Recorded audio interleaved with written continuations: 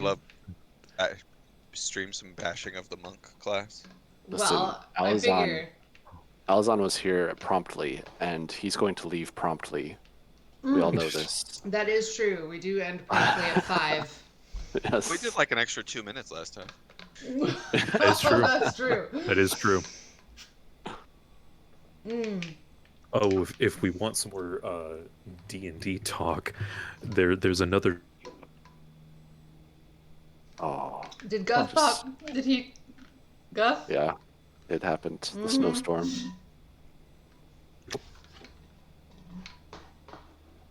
Is he back? Hello? Oh, Hey. no. I hate whatever is happening with my internet that makes that happen. But in the Guff doesn't know how to level up saga, I checked the Warlock table on D&D Beyond, and apparently by 16th level, Warlocks are supposed to know or can know 13 spells at a time. Okay. And apparently have supposed to been knowing about 13 spells for a while now, and I didn't. Okay. I had like 9 spells. Still pretty decent. Although you were missing about 30%. Yes, this is percentage math, whatever. Artificers are weird in that it's based off of their intelligence mod, but battlesmiths, every certain number of levels, just get 2 spells that don't count against the total. So I think Tonus has 20 spells prepared right now. Wow. Oh, good. So you haven't leveled up your spells since 8th level? He's been getting additional. He's been getting new no. spells, but not his The total warlock. number, yeah. The warlock. He's been at 9, which means he's forgotten Yeah. to level up his spells known since 8th level. I was at like 9 or 10, and I have been when I That level is up. about when we took our switching break. out. It is about when we took our break. We've been I've been switching in and out new spells when we level up because I know that that's a thing I can do, and I've been getting ones that are of a higher level. But I guess somewhere in the noise, I just haven't been adding new ones. I've just been swapping out older spells for better spells That's so funny. somehow instead of just adding spells. There's also a while when he wasn't getting health. Yeah, you know. Yeah. We don't have to go into that again. Remember that part? All right. Recap. Recap. Yeah. So last week,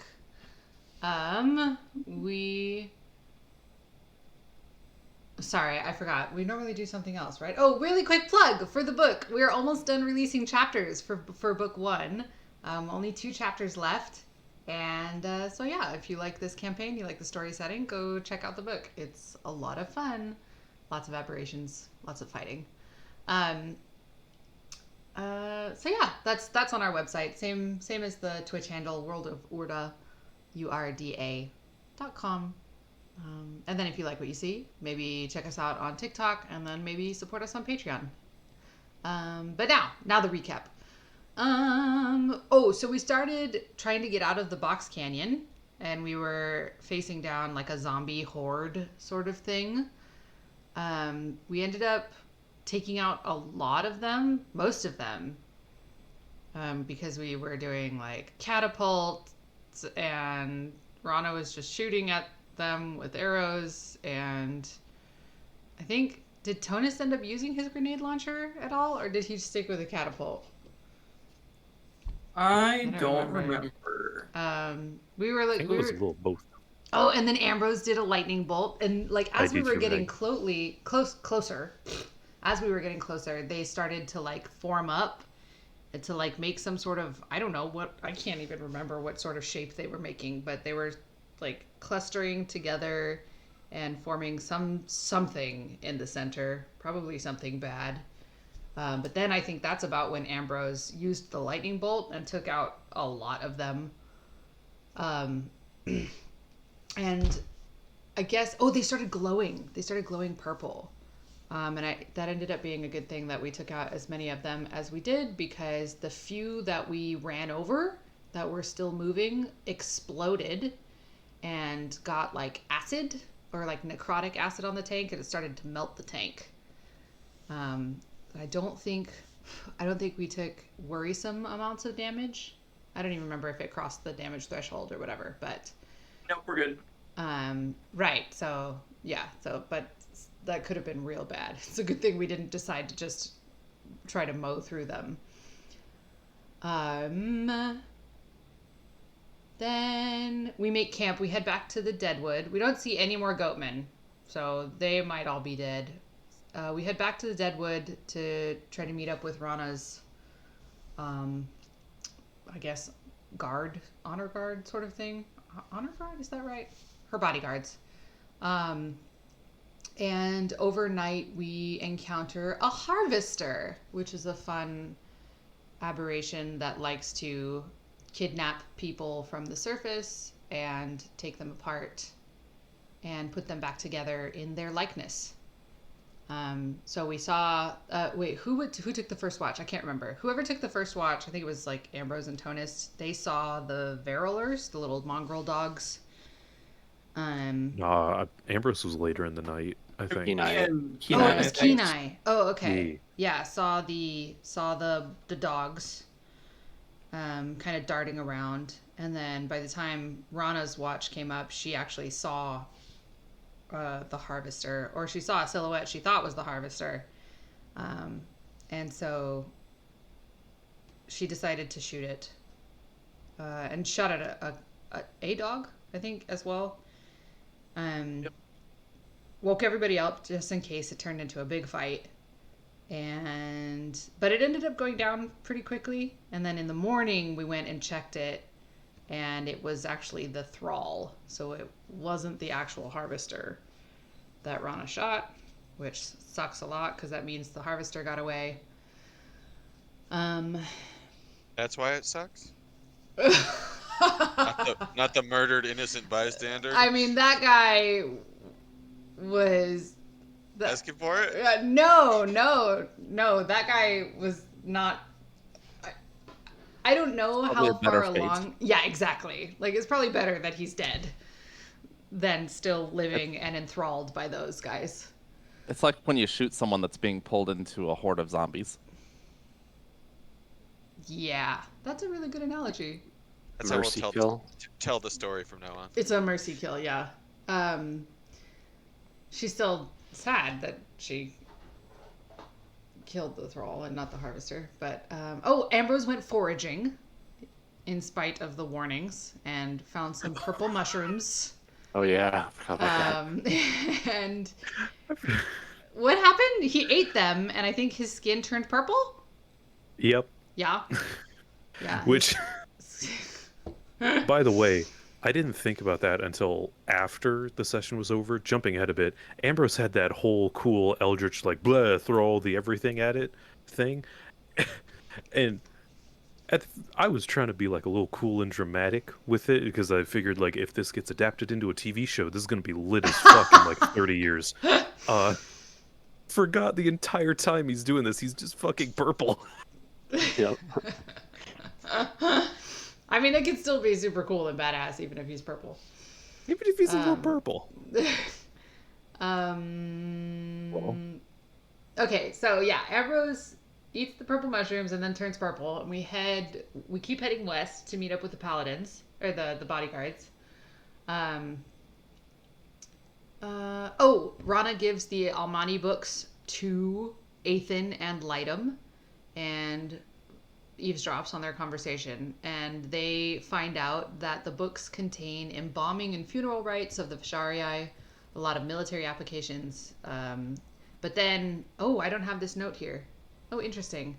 We find out in that book then we give the books to Tonist because he can read Dwarven, and we cobble together that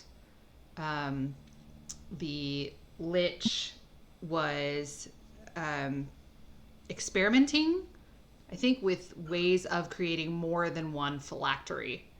And then there were also sketches of the traps to protect those phylacteries. But I can't, again, apparently I didn't write those notes down, so I don't remember how many traps there were.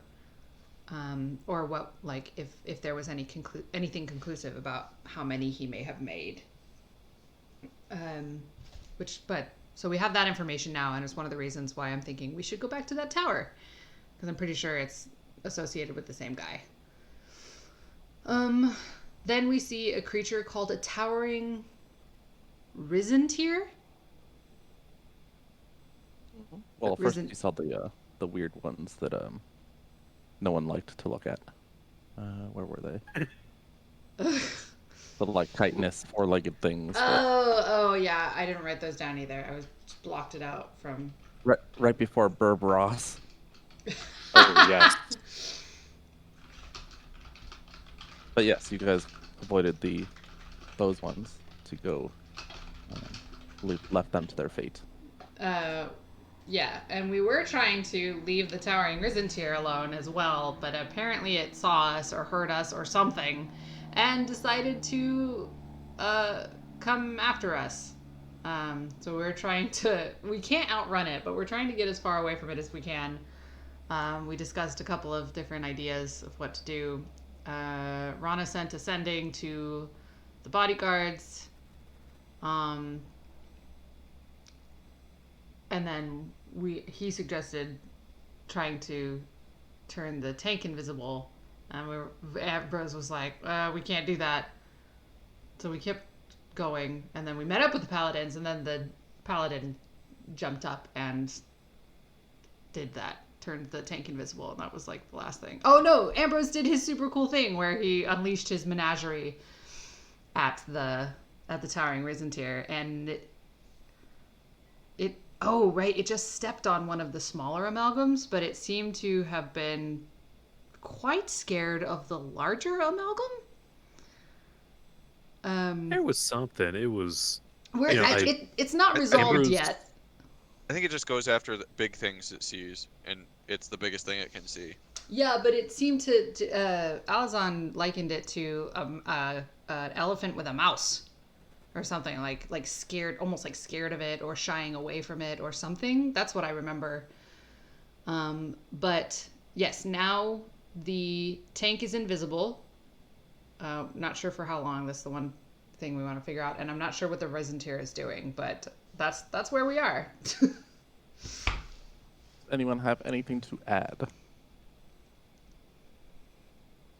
Okay. I think that covered everything.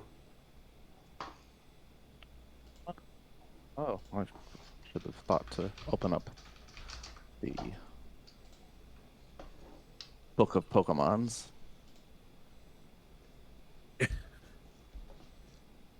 Yeah, there's a few. There were. Oh, I've 150. deleted them all. Oh, Okay, so I mean, they're still there.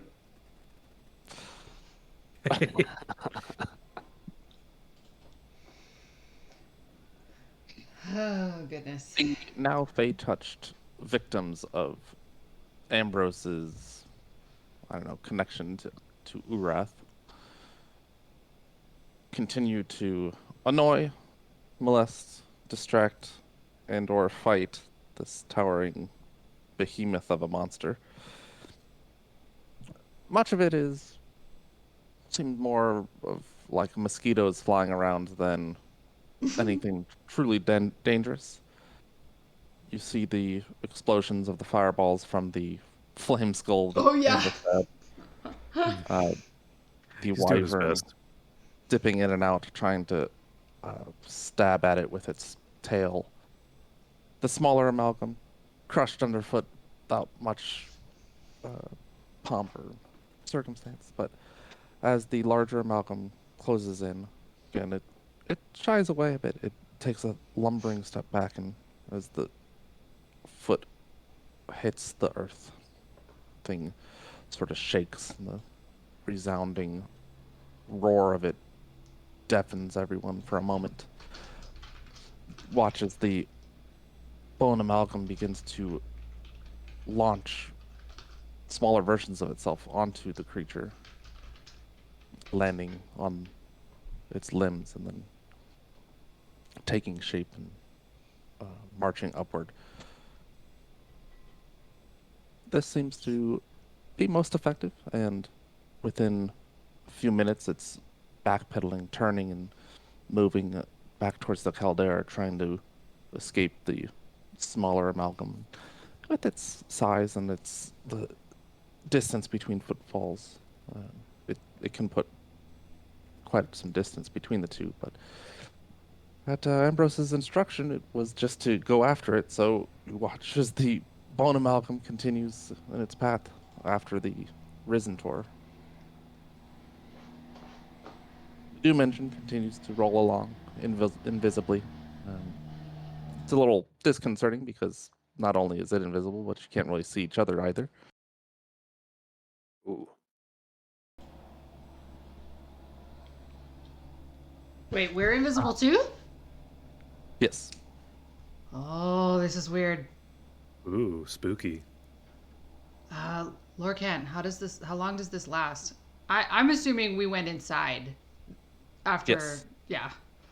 Yeah, Lorcan had to. Ambrose probably needed somebody to lean on getting back inside. Took a lot out of him, throwing like 8 monsters out of dimensional holes, but Gaz lowers Ambrose down. Or helps. appreciate it, Kaz. He stays on top. Oh, So he's just floating invisible across the. Or no, floating. Oh, I guess if he's invisible, never mind. I was picturing like just him standing on nothing, but moving across the plane like 10 feet up or however tall the Yeah. the, That would the be waists. humorous. haha, because bone. Lorcan says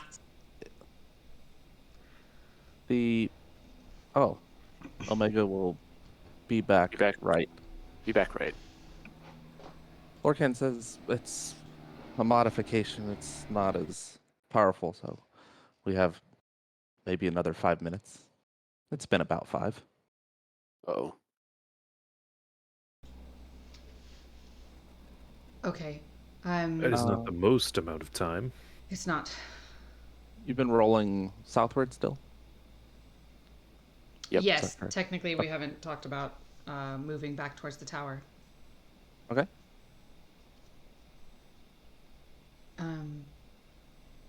Okay. Suggestions. We're invisible for the next 5 minutes.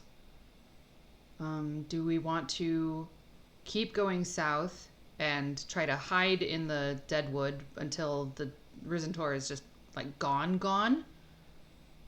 So we don't risk attracting its attention again? Or do we want to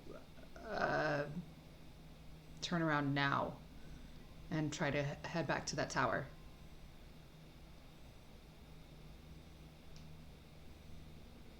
Seems like turning around now would put us on a collision course with this gigantic beast that we don't feel confident in overcoming. It's moving back towards the caldera, so essentially going back the way it came. Oh, You wouldn't be heading in its direction. okay. Well, as long as we keep to the tree line, Do you think we'll be okay? I'm not sure because I don't know what triggers that Risendorf's, like, is it smell, sights, hearing, like what, maybe something about the machine? That's a good question. Is there any like physical anatomy? I mean, it's an aberration, so this question might be moot. But is there any sort of physical anatomy that might clue us in on what sense it tends to lean on? It was many-eyed, and you could see some of them were quite massive. It probably has very acute, precise vision, based off of just this. Well, I should say that some of the larger eyes could see very far. It's possible. Okay. From outside, you hear the strangled call of a falcon. My falcon? It sounds like it. Uh-oh. Kina will rush to see what's going on with Pippin. Pippin has descended a bit. He's probably only 50 feet off the ground and calling out. You see its head turning left and right and sort of circling. And it's back where you used to be. Hmm.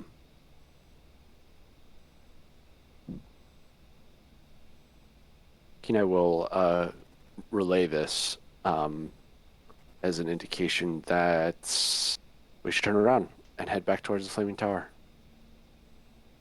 On the way, we can inspect what's got Pippin circling. Are you sure? I think it's he's- probably Are you just sure that he's not just looking Pippin. for you? Yeah, I think it might just be the fact that we're invisible, so he can't. He doesn't know where you are right now. We do need to go to that tower. The only question for me, I think we should go to that tower. The only question for me is when. If we should duck into the Deadwood and wait out the Risentor until it's gone, or if we can go back now. I think going back now is riskier. At the same time, though, there's no guarantee that the Risen Tor will move on or That's true. anything. Like Right. this. That's true. So So what do we want to do? One of the elves that came, you can't see them, but you can hear her voice. Tattooed one? How long do your summons last?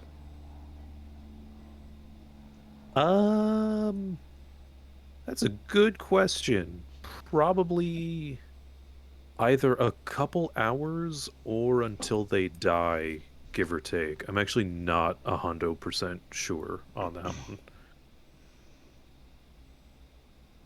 It'll likely be the latter, Okay. is what she says.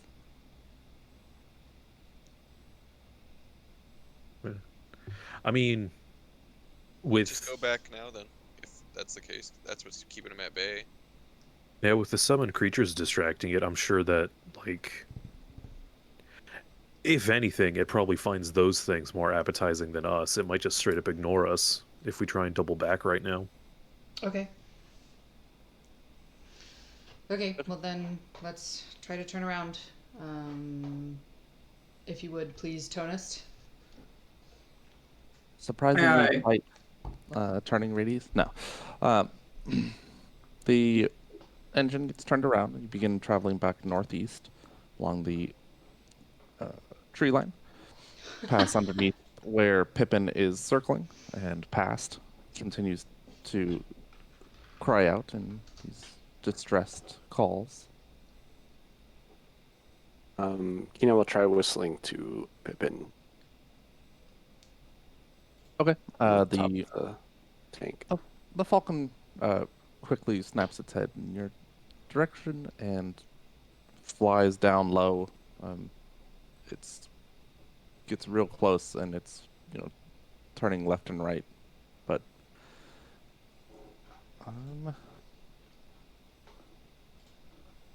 doesn't quite hone in exactly where it needs to be because again, you're in an invisible tank. I mean, this tank's making noise, isn't it? It is, yeah. Which now that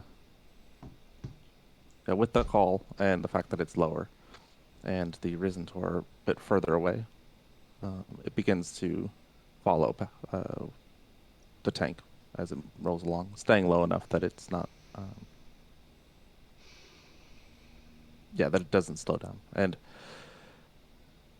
occasionally it'll fly back up a bit and then come down and regain. But okay, keep an eye on the Risen Tor, making sure that it continues, that it doesn't come after you. A few minutes later, the engine comes back into view, and so do all of you. After another hour and a half, the Risen Tor is moved far enough away that fairly certain that most of the summons are probably dead, but clearly the bone amalgam isn't, as it's still moving away. Okay. It was late in the day, so it's, night is coming pretty soon. What do you do? Well, we're heading back towards the direction where we found that harvester, aren't we? Yeah. Yeah, great. Okay. What do you guys want to do? Do you want to camp in the tree line again? Or just make a beeline for the tower? I'm not sure how far we got. I say we just go straight for the tower. Like, there's bad things in the trees and bad things out here in the open. Like, It's the wastes. There's bad things everywhere. Seconded. Okay. Well, Kenai doesn't really like the ranged combat of the open, barren wasteland, but that's We're It's gonna team have player, to leave. so- Yeah, we're gonna have to leave the trees Yeah. soon anyway, and they don't necessarily afford more protection. All right. I mean, okay, never mind. I feel like we've forgotten that first battle in the wastes Oh, no. because that was way worse than Ooh. dealing with those dogs that we dealt with last night. it definitely was, but we didn't really have to deal with them. They kind of left. We may have to deal with them next time. Okay, I'm not going to argue too much about it. Kenai's communicated his thoughts. So what's the call? Just beeline it towards the tower. Okay. Are you continuing through the night, or are you camping at some point? Oh, probably still should camp.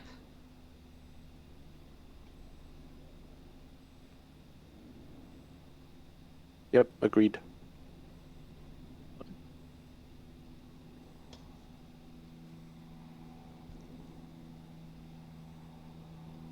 Okay, so you travel for another hour or so, leaving the tree line until getting tired with both the stress of the day and just the fact that you've been going for probably 10 hours at this point.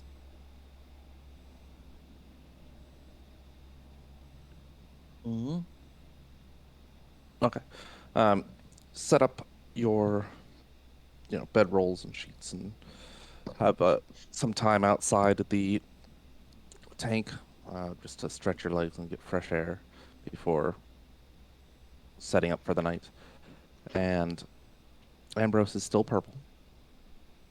Oh.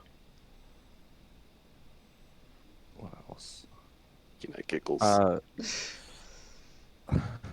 What Starting are to you get to the point where this might be concerning, but see how it shakes out. What order will you take watching?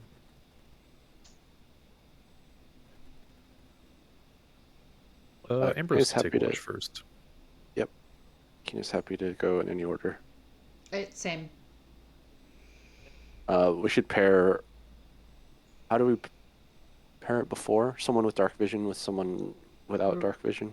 Right. I can go Kenai again. I Yeah. have dark vision, Ambrose also has dark vision. so you can give me a. Everybody except for Kenai. Oh, Oh, we had. so we had I'm a just couple worried about people- myself. We had at least two or three Ethan? people last time that Ethan. didn't have. Okay. Ronikin, I'm assuming that her guards won't Oh. mind It's keeping watch with her, so Rana can take watch with her, or at least one of her guards. Okay. stick Kenai in like the ass crack of dawn shift, like 4 a.m. type situation. Oh my gosh. Would the sun be up at 4 a.m. in this I'll area? just- I can go with with whoever doesn't have dark vision. No, it's all good. Let's just do. Why don't I go first with Ambrose? Yeah, sure. All right. Let me cue some stuff up.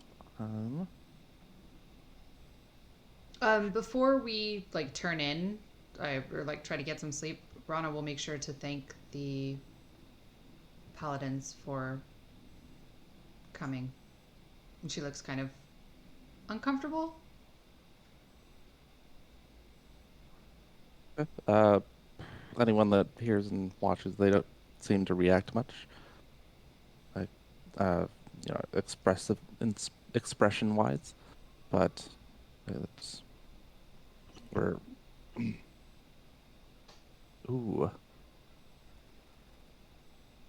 Lorcan will say, it's not our first time in the Wastes, and certainly best suited for your predicament. But we serve at your pleasure.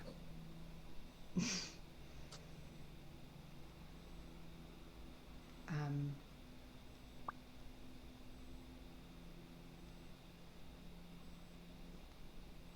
All right. Let me give you some info on the book that had the notes. So there were 6 total entries that you found regarding phylacteries and how to protect them, what sort of things could be done. And going through them a little bit more, going through them together. The first notes that you find, the earliest of them, talks about creating an ever-present guard through self-motivated undead. It seems to indicate the one you found in the tomb. Scorching heat inside an anti-magic field, phylactery under some poisonous substance. The notations and diagrams indicate that the chalice that you drank from shouldn't have been there, but no huh. indication of where it should have been or if it was part of the original design. Followed closely from that is notations regarding bag of holding. There's an observation that when it was within the anti-magic field found in the first notes, it became just a regular sack, a regular bag. And so theoretically something could be stored there, and while it was outside of the anti-magic field, it would be inaccessible, except by disjuncting it or destroying it in some way.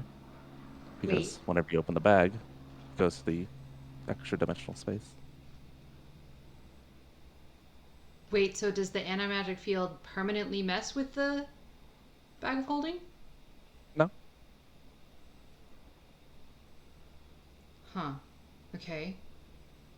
Oh, so just while it's in sorry. the field, it's just a bag. Right. Oh, And when it's shit. out of the field, you can never access that bag. Correct. What? That's interesting. Wait, so then Oh, what do so we do it's- about that? Gotta go back and do an So if anti-magic you- field. Really quick. So if you have the bag of holding and you walk into the field and then walk out of the field, all the stuff in it is just kapoof? Typically, it just gets dumped on the ground Make- next to, I think. Make an Arcana check. Oh, my bad. I mean, Tonist offered an idea, and Tonist can certainly roll an Arcana as well.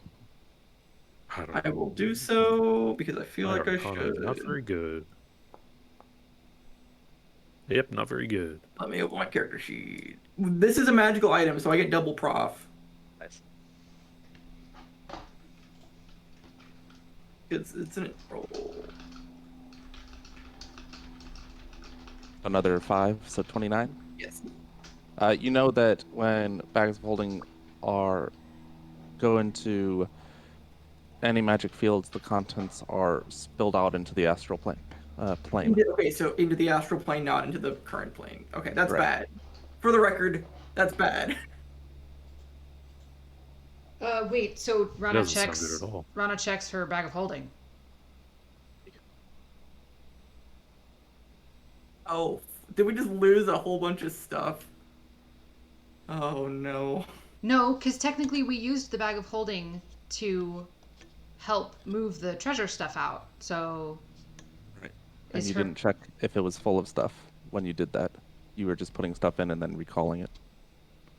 But it is empty now. When you check its contents to see if other things that should be there are there. I feel like we would have noticed that when we were putting stuff in there. But Yeah, maybe you should have. Hell.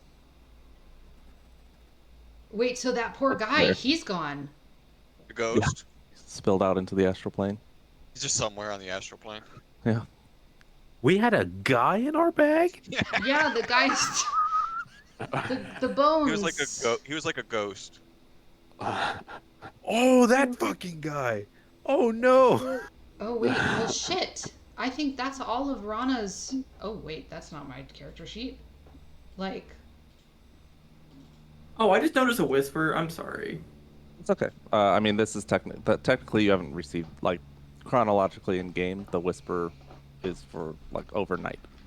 Gotcha. And this is the night before you actually rest. Ooh, mysterious. Or then, yeah. I think Rana just lost like most of her stuff then. Like she had a bunch of stuff in there. Bunch of the party stuff, too. Has that been appropriately removed already, or do we have to go through that? No. You'd have to go through it. Yeah, we'll have to go through it. Shit. Okay. Good thing we audited that like a few weeks back. Right? Old stuff.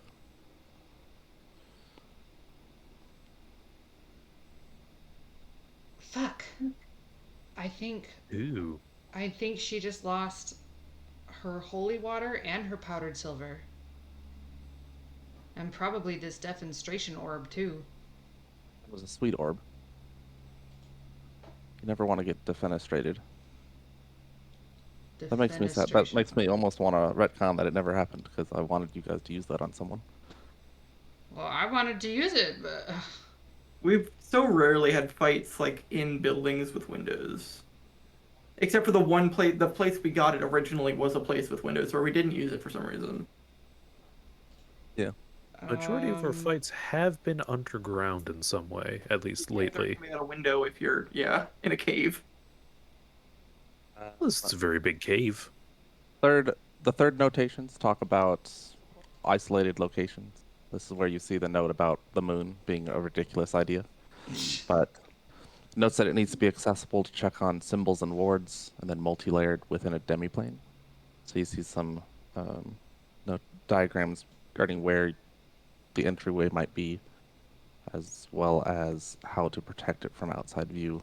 And it looks quite small, like basically like a one room, like a bedroom-sized demiplane. Rana just lost all her gold too. What's the story of that bag of holding? It's just been with the party for a long time. I don't remember where we found it anymore. But Been you've in the used it so Already longer than reliably. Ambrose, I think. Right. Now it's Well, so That's weird the that- problem is apparently I took it into an anti-magic field and I didn't realize that did something to the bag of holding. Oh. that was when we were in that dungeon. Yeah. Hmm. I will. Shit. Endeavor We to can be recover it. From what I heard, we can recover that stuff, right? If we the visit astral the astral plane. plane. Is I that don't know. somewhere we can go? It's the D&D equivalent of space. So, I mean, Oh, great. So no. So it's not equivalent to where Ambrose has been before. When the What's that plane technology called? When the technology's available. No. Plane shift there. I don't fully understand universe Elon. everything in and how it works. You could put a person But- in the bag and then go into an anti-magic field. That sounds the- like a terrible idea. Let's go to the but- same place and see if they Yeah. spill out to the same area. I don't know how The they're gonna go- get back. The ghost is there. He's like, I've made some friends. You should leave. Yeah, I don't 100% know how it works, admittedly, which like I sh I should, uh, you know, but I believe that Urath's sort of realm where it sucked me a while ago is it's Ew. got its own Something sort like of that. like it's got its own sort of like half plane demi plane thing. It's got like its own pad You know, in Doctor Strange, when he between planes that when Doctor Strange is sent through the different plane. planes, and one of them is like refracts, and like it's kind of like where Dormammu is. There's a bunch of like fractals and weird. That's probably pretty close to what Ambrose experienced. Yeah. I don't know if Guff got any of that. No, yeah, I saw it. Oh no, I meant I That's don't know if you got what I was saying. You were cutting in and oh out. I no. wasn't sure if I was coming through for you.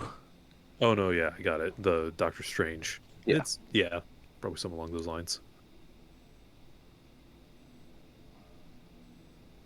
Fourth notations talk about a living phylactery and finding a willing subject, something that can protect itself or can have things layered upon it.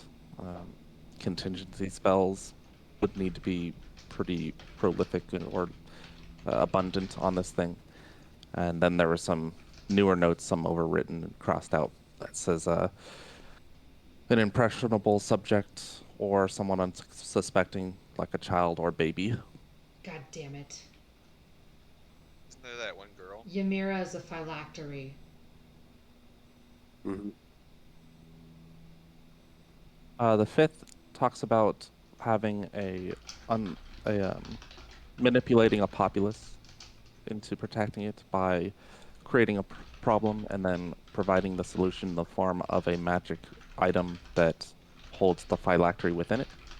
So, because of the usefulness, the beneficial nature of this item that they're providing, they'll want to protect it, and there will be a sort of cult of worship around it over the generations. Huh. Okay. Um, and then the last bits talk about providing creating a phylactery within a gift that could be given to someone else, and it would just be seen as sort of a random object.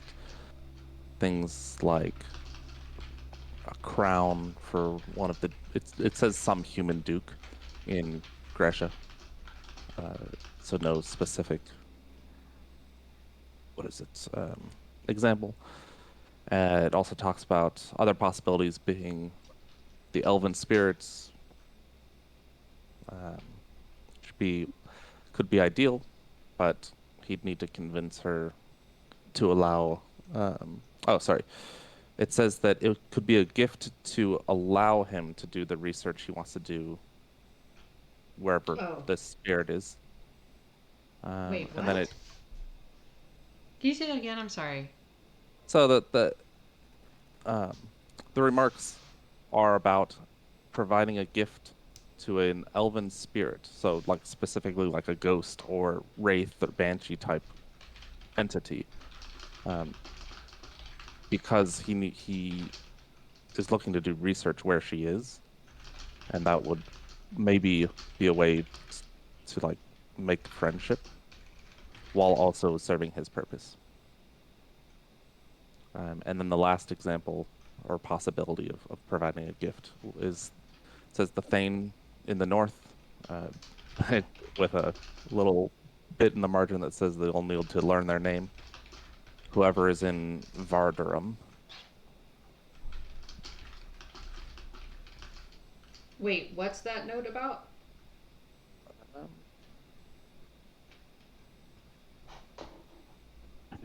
There, let me give you just the whole.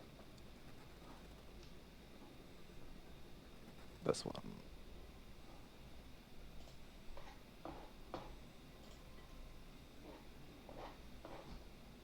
Okay.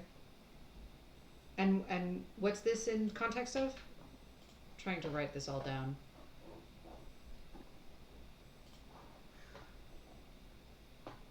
That's in the context of possibly a gift out of a phylactery. Ah, okay.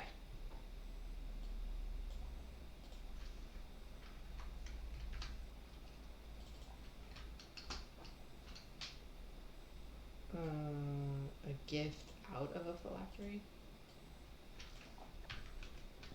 Giving someone a phylactery as a gift, but they don't realize it's a phylactery. Yeah, Yeah. Okay. making it seem like a mundane object through the use of Nistel's aura. Nistel's aura.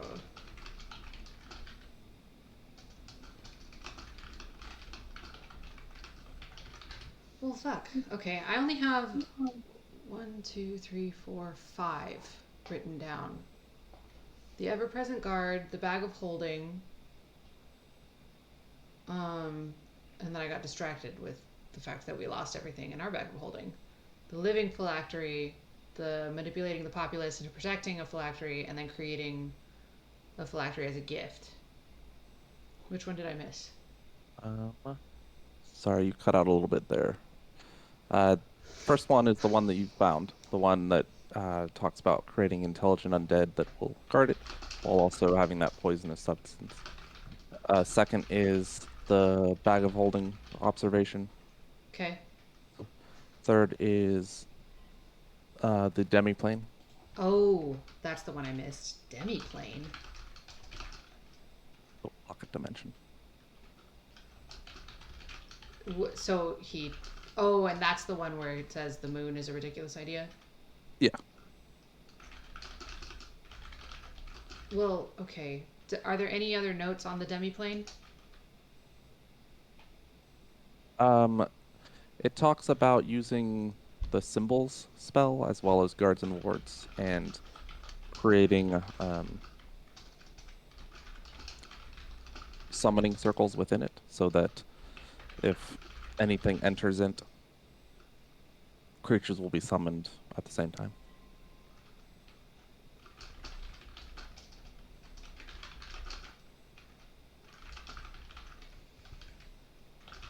Okay, well, okay, fuck. Some of this is like, how do we even find any of this?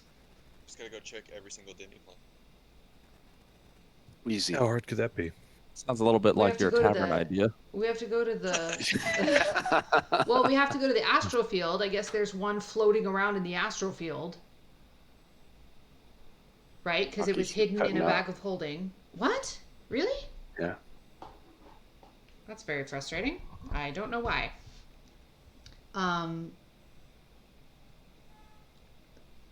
So presumably, am I understanding correctly that we can just assume that there's one floating around in the astral field? From the notes from the bag of holding?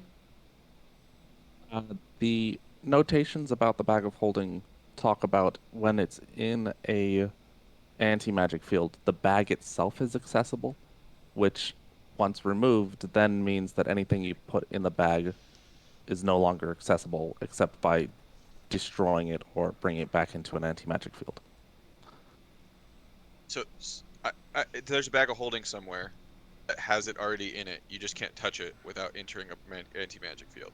Okay, but if we open it, it won't be in there. Right? Unless you're in an anti-magic. If you go in an anti-magic field, it will be in there because it'll just be a regular bag. Okay. Oh, okay. Essentially, a bag of holding has two pockets. One, it's actual bag, and one that it's its bag of holding. And you can only access the bag if it's not magical. So honestly, it could be in that bag of holding you're holding it right there. We didn't check it while we were in the anti-magic field. Like, did you get this bag from him? Was that possible? No. Well, I mean, I suppose it's possible. This guy has been running around making phylacteries for who knows how many years. So we also have to check every single bag of holding. Um, Twice, because they are demi-planes also, I think. Alizon, do you remember where we found this bag of holding? Is everyone on the region map? Wait, you know, No. Did we find it in the Bryn Melon Tower? It was found right about here. Yes. Yeah, the Bryn Melon Tower. Correct. Is that associated with this lich? No, I don't think so. So it seems unlikely. Yeah. I need to We use the restroom real quick. I'll be right back. So you Okay. can keep talking about options. I'll be. we just gotta keep our eyes out for a bag of holding that is associated with him in some way.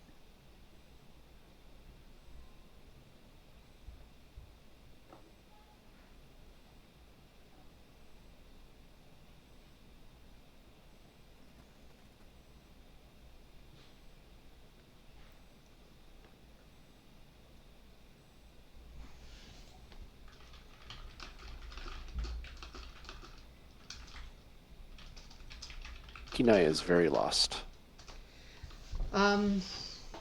Well, here's what's going on, I suppose. Wait, where did my notes go? That's the Discord.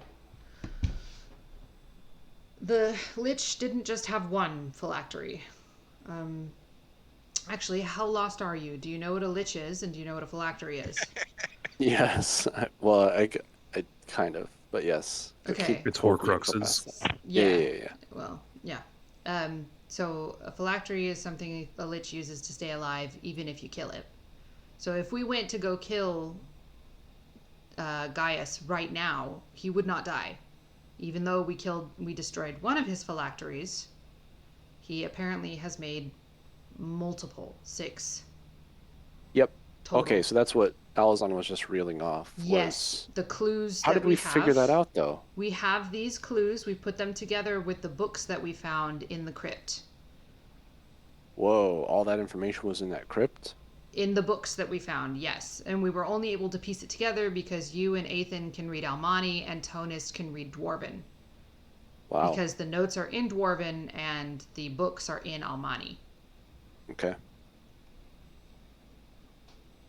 So that's what we were able to pull from the notes that we found. Okay. So Well, that's helpful. We've already taken care of one of them. Yep. I'm just getting a little bit concerned and or lost. I think because every time we change directions here, it seems like we get new information, and it's making it very difficult to make concrete plans to do anything in this campaign. But yeah, that's where we got the information from, was from the crypt. It was just a little delayed because it took us a while to read through and discuss those That makes notes. more sense now. Yep. Yes, all of this information is basically coming from the crypt, where we found the first phylactery.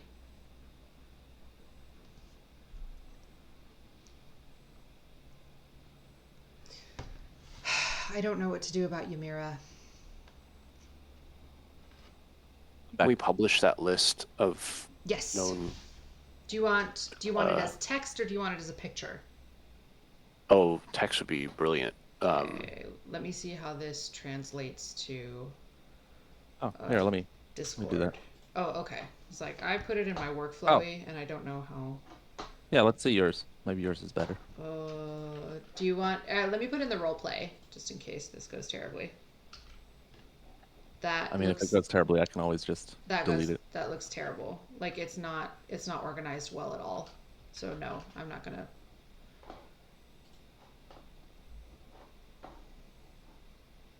Go ahead, Alazan. Okay. Let me make sure there's nothing in here that I should not reveal.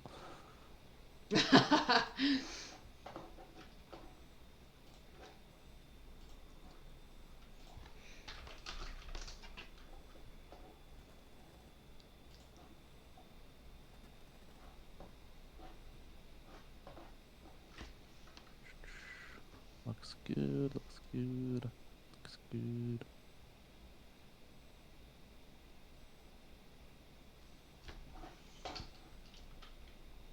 Okay. Cool. Thanks for doing that. Yep.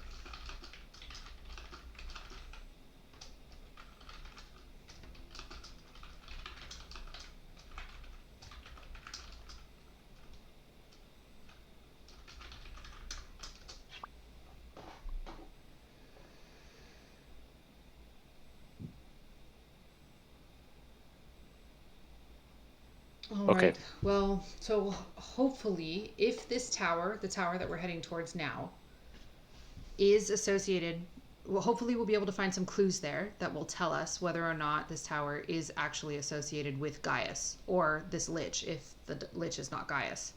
Pretty sure it's Gaius.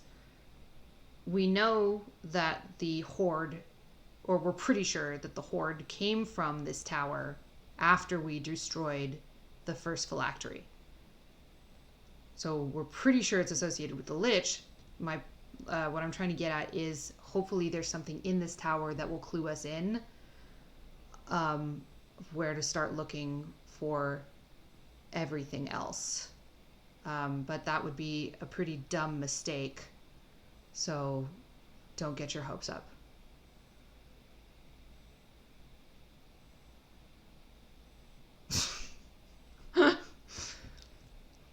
Be like, and here are the rest of here waypoints.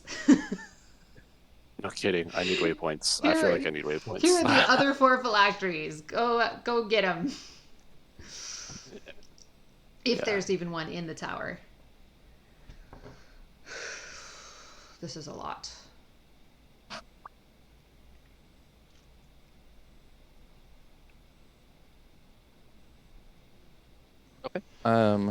The night passes. You all get those whispers that I sent at some point in the night. Obviously the people on watch don't get them until later. Oh, right. I didn't finish my darn whispers. You hear more of the pounding steps of the Risen Tor, but they're far enough away that it's not as much a concern. You don't think it's coming your way. And even looking out, you can see its shape amongst outlined in the sky. But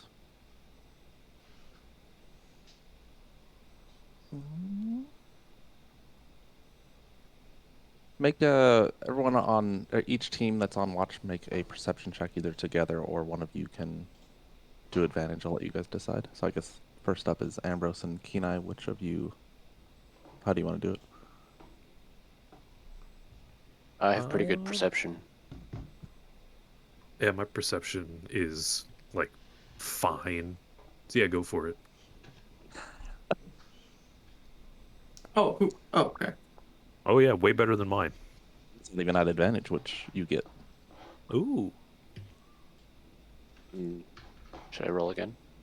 Yeah. Hey. Hey. That's better.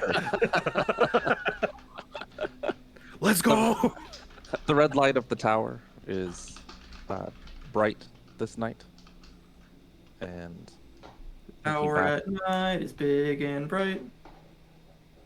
Out in the heart of the wasteland. Much brighter than it had been the previous nights. It's unclear why from this distance, but it's discernible. Who's next? Who was I with? Should go with light. You were with Kenai last. Oh, never mind. I just did it. Yeah, I was with you. I thought you were talking about last time we did watch. Bad news, Kenai. You're staying up. Hey, whatever it takes. I can roll mine. I can Okay. do watch like with like I don't know whatever. I think I was confused when you said Kenai and Ambrose, but Yeah, because they had volunteered for first shift. oh, gotcha. I was doing second. I can do second, but who's? Yeah, I thought it was Rana and the Paladins Tanis will and go Lighten. last.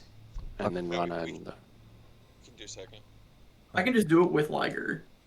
Griffin, you're sounding a bit far away from me. I don't know if. Oh, yeah, I can go on the second one too. How many watchers? Well, how many watchers do we need? Just You guys three? are doing threes. That's Yeah. So me Quattro? and doing about. Honest can be 2. Okay. Who is doing? Are you guys both rolling, or one of you getting advantage? As far as perception goes, I can see things real good. Yeah, I assume that yours at advantage is better. Sure.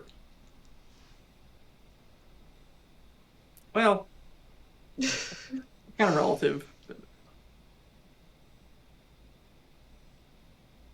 Okay.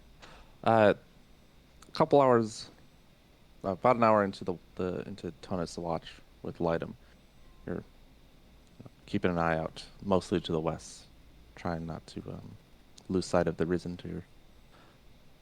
You notice something approach from the north. It is multi-legged and has eyes on stalks. You hear it sniffing about, and every so often you hear it moan a single word. First, it's faint, and you can't quite make it out, but then it becomes clear when it's closer, and it's saying, "Heart." Does this match Heart. the description of the Watchers? The harvesters? Harvesters. I don't know what I thought. Yeah, yeah. Yeah, I don't.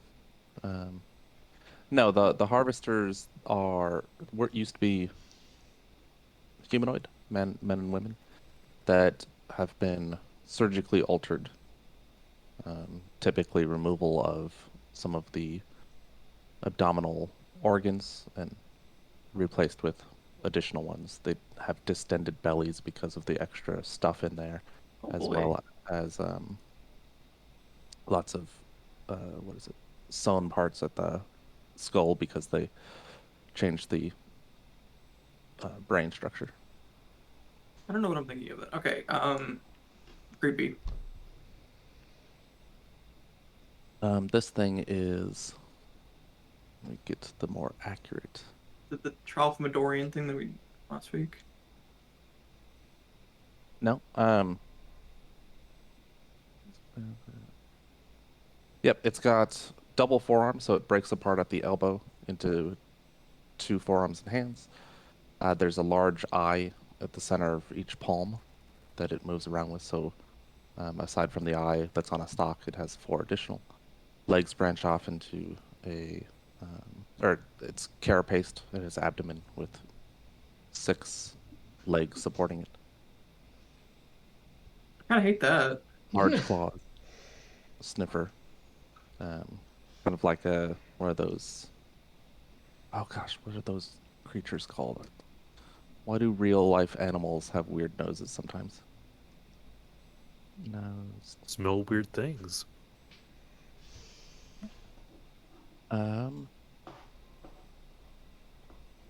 Oh, it's just called the proboscis monkey, and that's why, because it has a weird nose. Let me get you a picture. Oh, is that the one with the big flippy, floppy, like Squidward nose? Yeah, looks real gross. Oh no. It looks. Going into general. They look like real dorks. I love these guys. That's such a small image. It is. Here, let me get you a better one. We're having a real hard time. Oh. It's got like a water balloon. Mm-hmm. As you're looking at it, and as it gets closer, it's strange because you realize that it doesn't have a mouth, but you can clearly hear it saying "heart" as it moves around and sniffs. How far away is it? At this point, it's only about 20 feet away. Oh. It's clear that Um, it's seen the Oh. Doom engine, but not the pair of you atop it. Heart. Like the only heart thing I could think of is the Kenai's spear. And like all the hearts in our bodies that it wants to eat. Or yeah, it could be those hearts too. Is Also got the, Tonus and Lightum saying this to each other? We'll yeah, stand it's as funny. ready. Yeah, sure. Just- We're having a discussion. We're on top of the Doom engine right now, right? You have your speculations to each other, and it stops and stiffens. See one of the palms turn on its forearm to face your direction, so that the eye is pointed right at you. And then it turns its body, lifts its head up, It's the nose flopping a little bit. Heart. Give. Heart.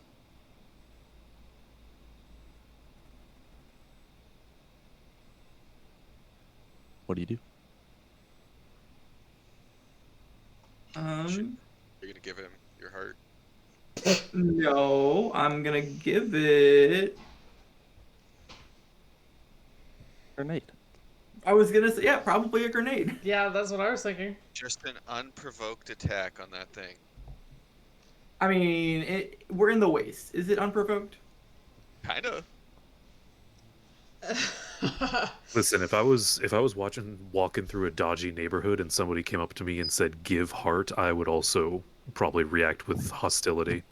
He's just trying to get more spread love around the world, and you guys are shooting grenades at it. Oh, also, by the way, for players' sake, because Tonus probably knows Ambrose has this because he's used it before.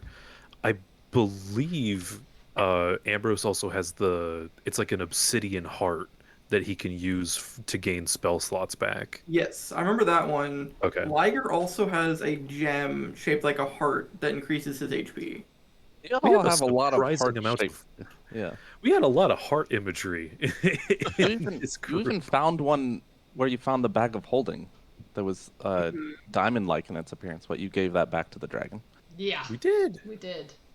Doesn't isn't Kenai's spear something heart The spear? heart spear. The heart seeker. Spear. The heart seeker. The creature Heart takes seeker. a few tentative steps forward. More of its hand eyes turned in your direction. Like back You wanna wake people up. away, shoo. Be Give gone. heart. Heart. It puts a claw against the side of the Doom engine. Upon touching the Doom engine, I fire the grenade launcher. Okay. It has officially entered your space. This is now self-defense. It's true. Give me a con save. The grenade strikes the creature. Oh, it's and not far enough away to trigger it. I didn't even think about that. That's so it's just blunt damage. I don't even know what to roll for that. You tried to noob tube a creature of the wastes. In Call of Duty terms, it's called ouching. Ah, I did not realize. I haven't played Or Call of you Duty in got a very ouched. long time. The grenade hits the creature in its carapace. It does not bounce away, but sticks. Ew. And Oh no. there's a bit of horror. Maybe eyes go wide as you watch the grenade begin to be absorbed into the carapace. Do I remember that the reason for the range was due to like the detonation timing, yeah. mechanism needed time to trigger? Yes. So it should go boom here in a second. Internally. moment. The entire grenade is subsumed under the carapace. And once more, it says, "Heart." And inside its mouth, you can see flame and vapor. Oh my. And it was just fine. Was it loud? No explosion occurs. No pop, no rumbly. It doesn't throw up. It doesn't No, have no, what stomach is it? ache. Subdued. Yeah, no. It doesn't There's no come out the little. back end. He took his Prilosec today. Eat It places a Prilosec. It places another claw against the Doom engine higher up from the first, begins to squeeze in to gain hold. Just getting in the thing? No, it's climbing the the door side. is closed. You said it's climbing. That's what it Is looks it like. what side of it is it on? The left, Oh, okay. because you guys are facing the tower, and it came from the north, sort of this way. I guess, did that grenade make a lot of noise? Are people waking up now? Did anything? It did make noise when it shot off. It was like, whoop. Not particularly loud. If you're inside the engine, you might not have heard it. especially if you're asleep. Right. Yeah, Ambrose has got his headphones on. He's got some ASMR going and Oh my stuff. It's gonna gosh. take a while. Actually, good point. A few moments pass, and the hatch opens, and Gaz's head sticks out. What's Guys, we going got on? a thing. Yeah, wake everyone up. All right. Thank Everyone, you, guys. Gas's voice. Radro, and you hear, or everyone else that was asleep gets this buzzing, squealing sound in their brains, waking them up. Oh. Kenai, this is the second night in a row it's happened to Kenai. Yeah, it's gonna keep happening. It's the way. What's going on? What is this? So If, far, the most horrific thing about this place is the fact that I cannot get any amount of beauty sleep. What's happening now? We're getting Uh, there's a proboscis monkey outside. You what? A four-armed proboscis monkey with eyes in its hands. It's Yeah, immune to grenades. six-legged, and then it has two arms, and at the elbow, instead of one forearm coming out, two forearms, and then an eye in each of those palms. Do you have an image of this? I don't know because Oh.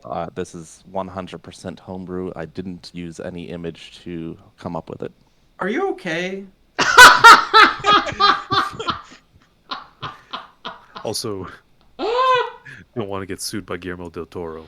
Ah! Oof. Oh, okay. right. Pan's Labyrinth.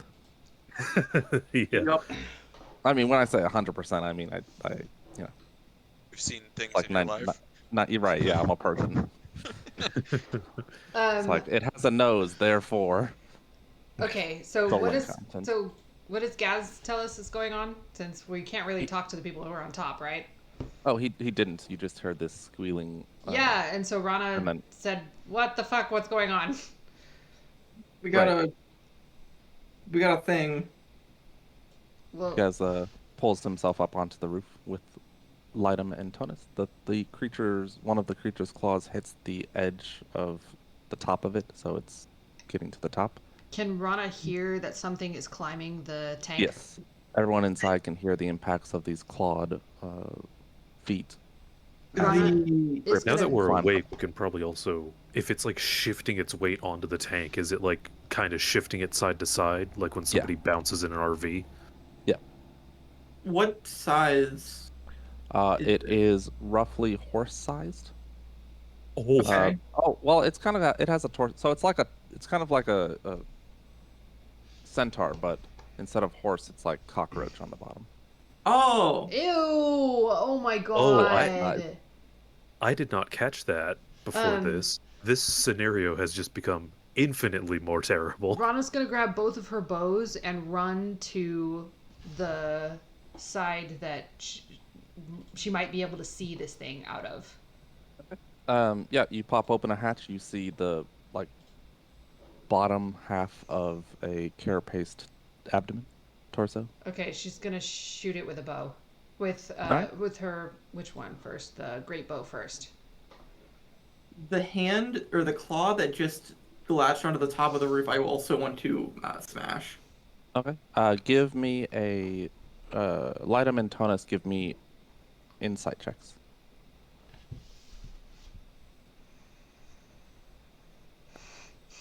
Damn. While it's been climbing and moving, you realize both of you notice that it has these eyes in its palms, but it's been keeping one of its hands closed. Will Okay, we have noticed that prior to Rana coming out? This is mostly because it's up close and it's now like up there and you can see it much. It's gonna beholder us with that stupid hand. The arrow from Rana strikes the creature in the abdomen and sinks in. No blood spurts out, and it slowly gets sucked into its body. Rana switches to her dragon fang bow and shoots again. Okay. Up top, Tonus and Lightum watch as a strange protrusion appears on the creature's head, pushes upward, upward and then enlarges as a sort of spherical on top of this stalk, and then opens up, and there's an eye, and it closes another one of its hands, kind of balled up in fists. Is there anything different about this eye than the other ones? Doesn't seem like it. You said you were going to smash its claw? Yeah.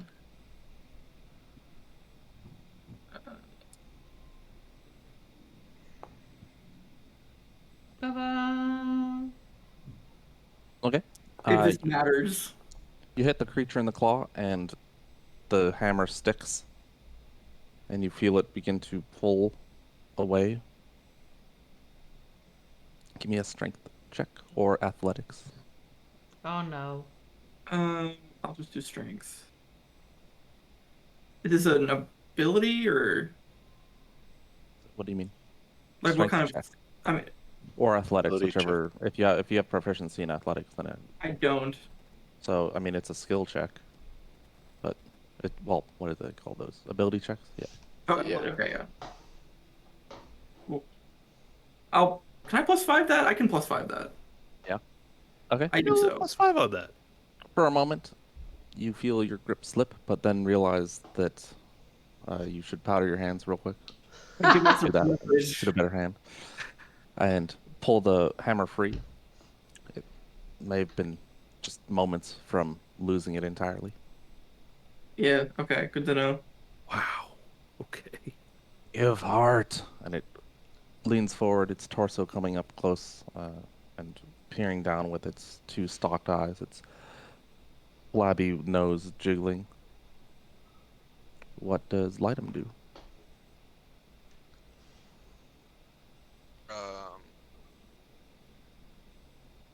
I'll go position myself like near it, like as close to it as I can. Okay. I'm guessing Down. right next to Tennis. Yeah, pretty much. Down below, Rana has swapped bows and fires an acid arrow into it. Roll your attack. And damage while she's doing that. What is Kenai doing? Jostled awake by this screeching sound that definitely didn't come from outside, but within his own brain. Yeah. Well, okay. Kenai followed Rana out and Rana stayed below. noticing. Oh, She opened a hatch, and you could see the bottom half of this abdomen. did I see it try to absorb? Or First arrow? Yeah. It's a gelatinous cockroach that we're dealing with. yeah. That's Well, the I DA don't of know. Radiant.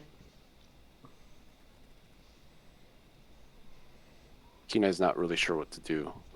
Doesn't want to attack it with a weapon because it doesn't seem effective. What does Ambrose do after complaining about beauty sleep? Yeah. He's If probably any. gonna sigh, remove the cucumbers from his eyes, use prestidigitation to get rid of the mud mask, and then It's his I whole turn. guess that probably his whole turn. I guess he'll walk up to the ladder going up out of the Doom engine. Did you say it was like on top of it? At this point, it's on the side. The bottom half of its torso is hanging down, but its torso and upper and front legs are on top. Oh, so how? Really quick, just so I can visualize this, how did Rana shoot it earlier? He opened a hatch and then shot upward. Can I shoot through the same hatch? Yeah, or you can open up another one. There's 4 on each side. Oh, It's on the left side, so you probably want to open one of those. Doom mentions mostly hatches. Mm-hmm. yeah. Yeah, it has 10 of them. Call it a hatchback. Hey. How effective does the acid and the radiant seem to be? After the arrow hits it, you hear sizzling, and the carapace is definitely malformed and burns away, melting with the acid. Up top, it and twists and pulls away, and You see it twitching, and it's starting to scrabble, trying to get its torso up and out of the way. Rana calls out, "It doesn't like acid." Ambrose is Uh, going to say, "Good to know," and then use acid splash. Okay. Roll attack. Give me a dexterity saving throw from this Oh. thing. So never mind. Don't roll an attack because that'd be weird. I mean, your Eldritch Blast might be fine. It's just the physical weapons are having trouble because it seems to absorb things. It Oh. fails. Hello. Okay. And some damage. Okay.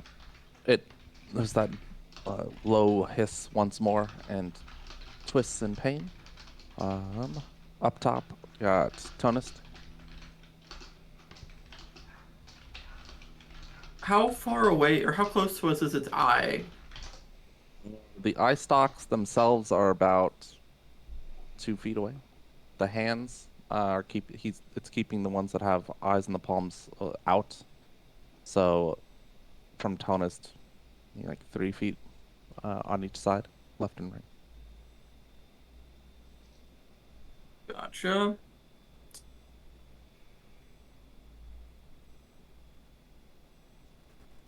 Oh boy, we're having that fun thing where I don't have range again. Oh, you know what? I'm gonna shoot the eye that's right in front of us with Wand of Cold. Yep.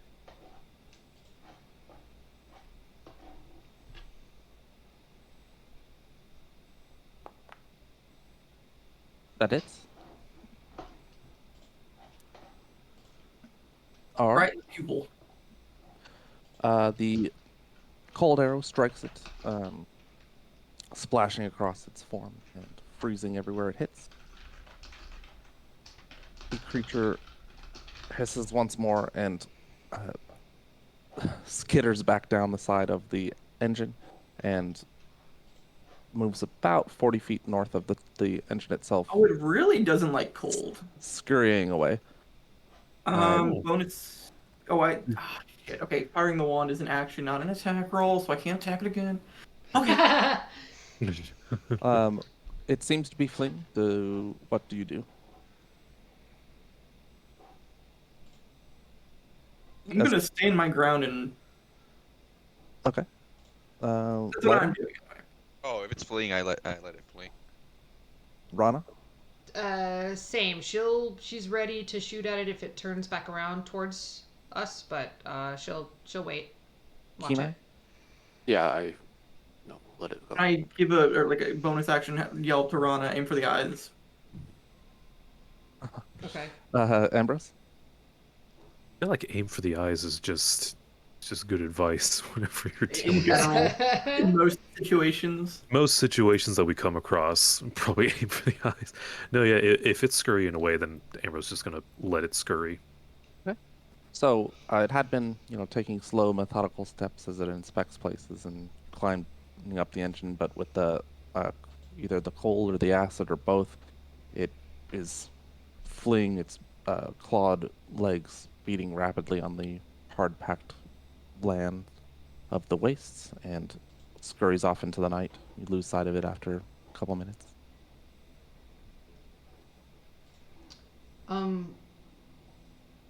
At this point, since I know that was in the middle of their watch, but would Rana have gotten that whisper?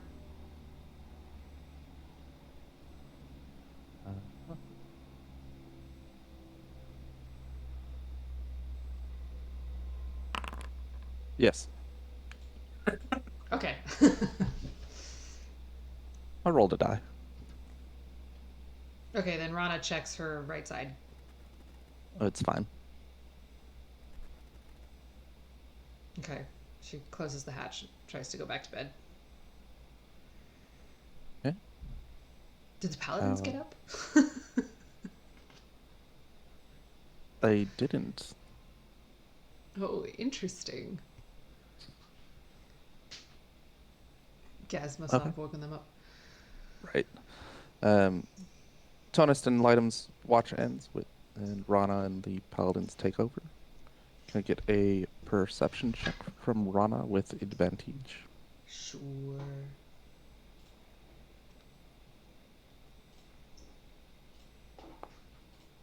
Okay. The strange cockroach centaur doesn't return, and neither does the risen Tyr.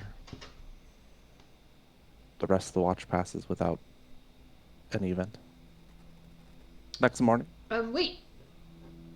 She's on watch with the paladins, so I figured this is a good time to ask them something.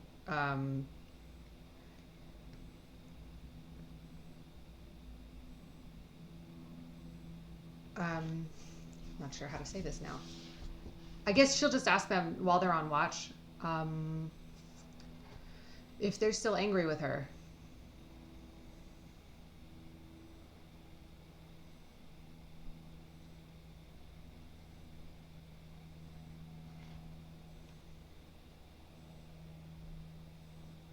made our jobs much more difficult, but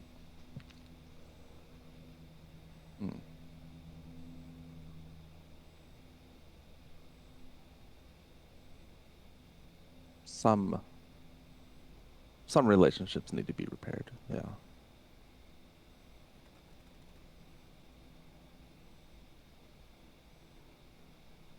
Well, I'm sorry.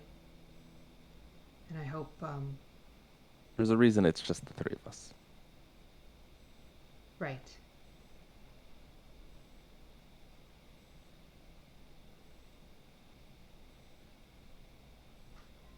Well, I hope one day I can earn everyone's forgiveness.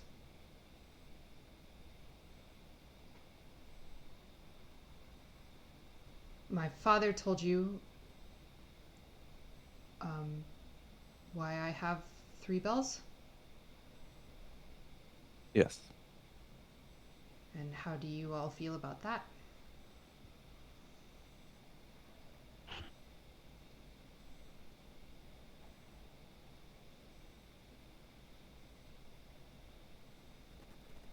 One second. Rian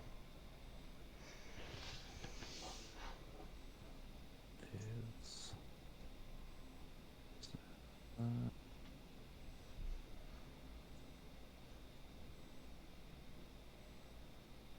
Rian will tell Rana that it's not his call to make. Roll an insight. Okay. Insight. Oh, wait, no.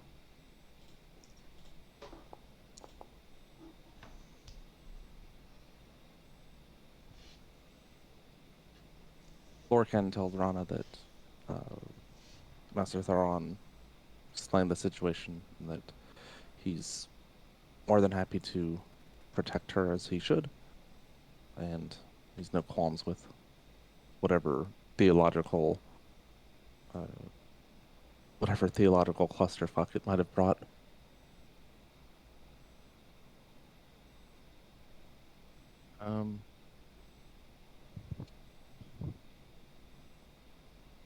Myrna stays mostly quiet through the watch, but at this we'll say that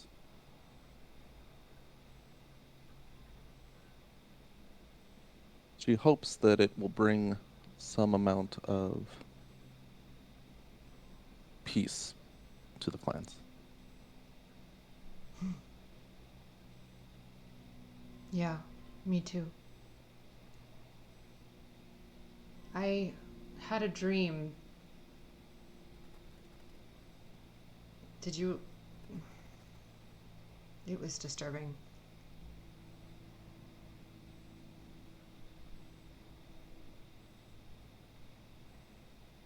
No ballad up.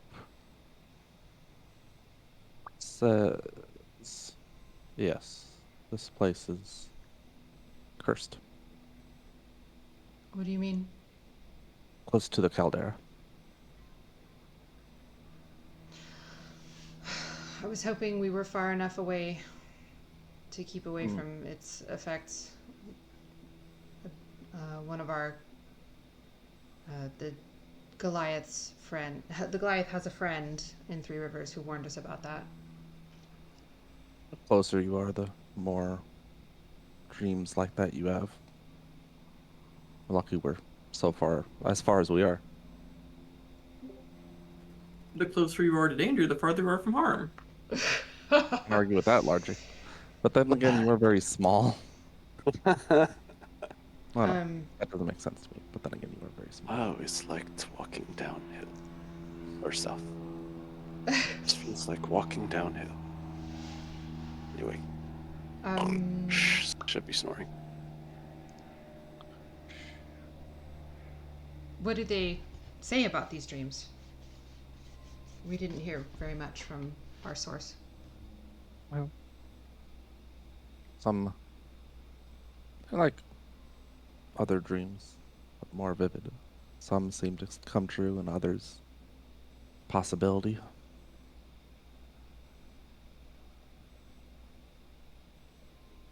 The bell was broken.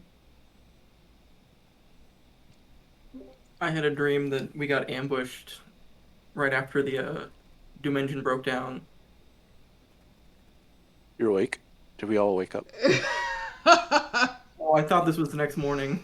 You No, did it's not still know. during her watch.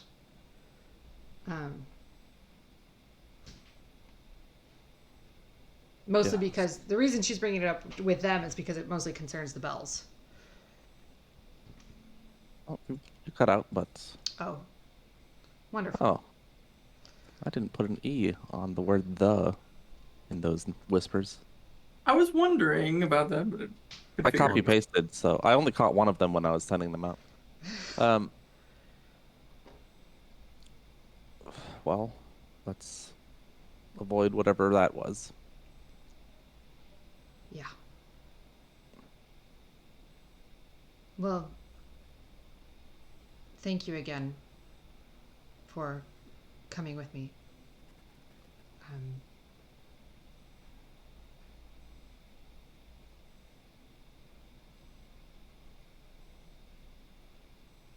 Our pleasure.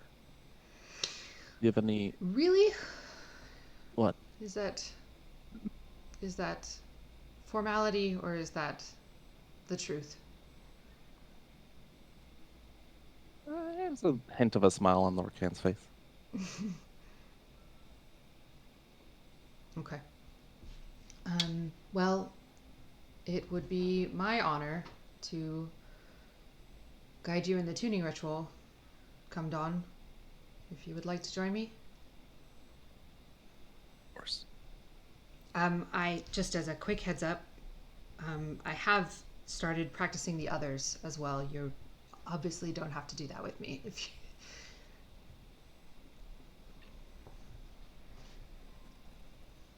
you... Rian purses his lips but says nothing. Okay.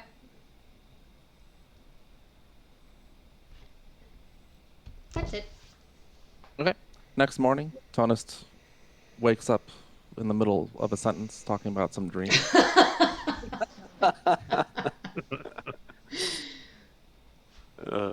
You had a dream too? Yeah. We the Doom Engine broke down. We're trying it along, and then we got attacked. By what? So if we suddenly stop, get ready. What did we get attacked by?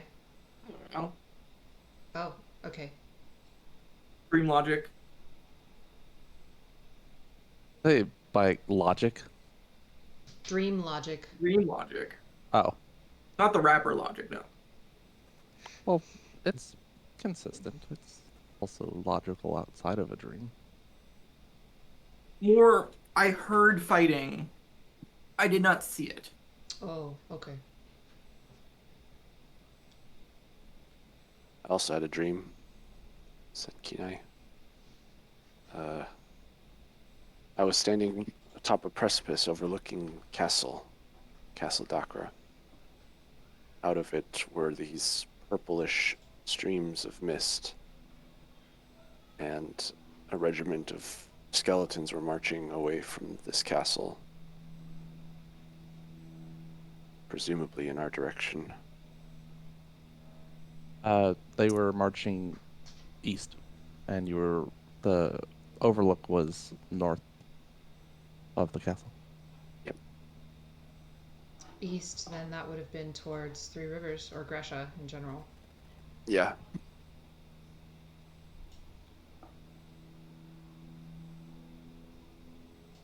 Guys, you're not going to believe this, but guess who also had a dream last night? Do tell. Are you any less purple this morning? That's a good question. What'd you say, Jacob? Ambrose is not less purple. In the dream, he had his normal skin, though. Oh, good to know. That's good. I really hope this is temporary because it's been like a day now. Anyway, I was gazing out into an abyss. It was like an inky sort of black ocean, and my vision was kind of fucked up. It was like fragmented, and my right eye was seeing things and revealing things that my left eye couldn't see, and there were creatures with festering skin giving birth to these squid-like beings inside of the ocean. The festering skin and birthing creatures and stuff is pretty standard Ambrose stream. The eye stuff was kind of weird though. Alice It's pretty creepy. looks Ambrose over closer, looking at each eye. They look the same. Oh, that's good.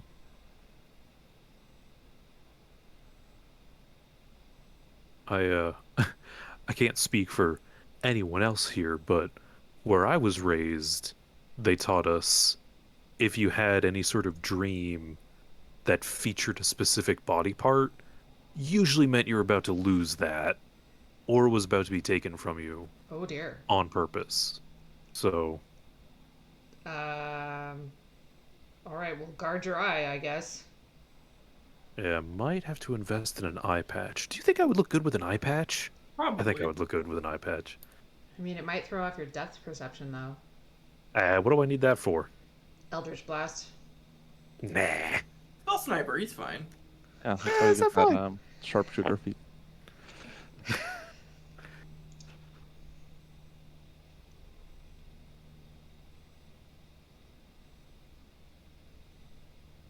If we leave early, we might be able to make it before nightfall. Yes, let's leave. Would appreciate that. Well, Rana takes the hour right after dawn to do the tuning rituals. Okay. But then we can leave right after that, sure. Also, just gonna hit this button, just cause it's fun to What? hit. Oh yeah, Make sure everything's buttoned up, nice. nice and tidy. Oops. It's a new Oh. day. Raz doesn't have, or Gaz doesn't have the long rest button. The sigh. Ooh, that means I have all of my, Yeah. The engine rolls along. Blub, blub, blub, blub, blub, blub, blub, blub, blub, blub, blub. Makes weird blub blub sounds as it goes. For a second, I thought you were going with the tuba, like boom, boom, boom, boom, boom, boom, boom, boom. Yes, that's excellent, actually. Rana is. Rana looks a little more subdued than usual, and goes to sit up top while we head towards the tower.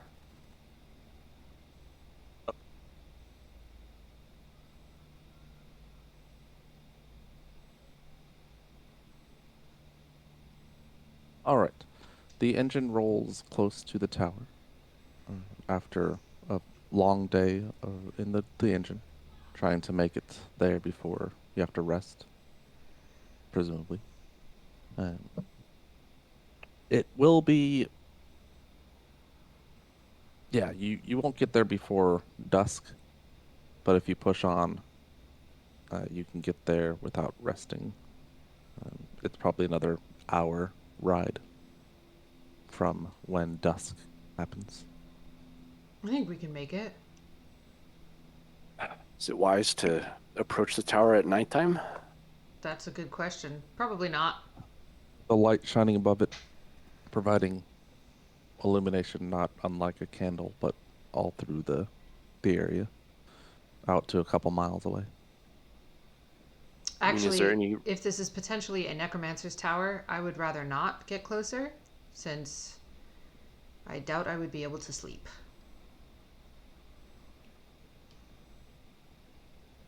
Well, I was thinking we would skip our rest and just tackle the tower in the night.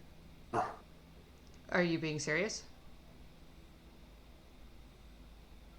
Nope. Not based on that answer that question. Based on that tone, absolutely not. No. I read Rana thinks that's your a phenomenally bad sarcasm. idea. Let's not. Well, we don't want to fight undead at night. Then there's no reason to push forward for an hour into the darkness. Why would we go approach the tower then? That's a good question. Yeah. Okay. Since we've got about an hour 50 minutes in, we should take a group yes. break and be back at, I don't know, 55? Yep. 3-4 minutes.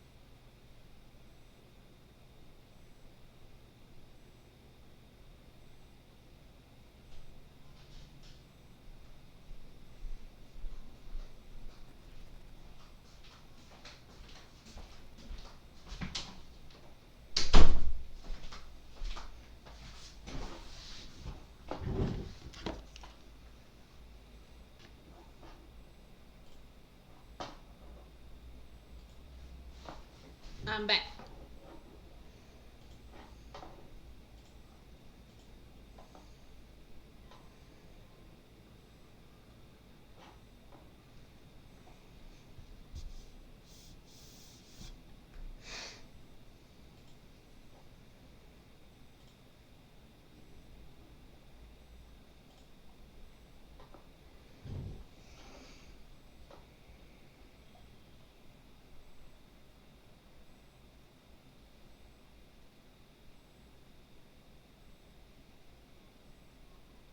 I've returned.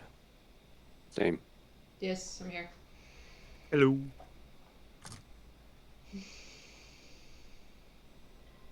Griffin, Omega?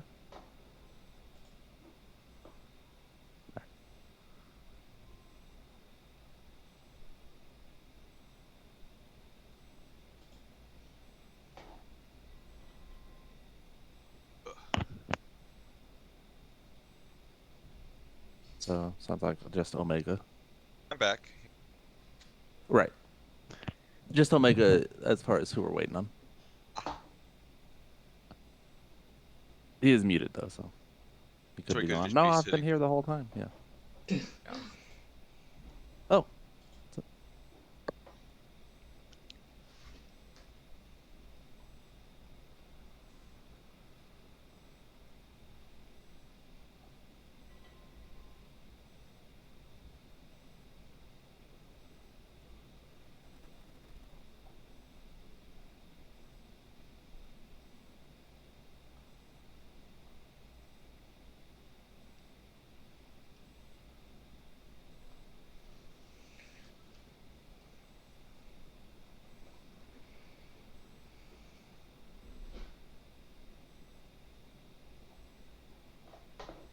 What was that?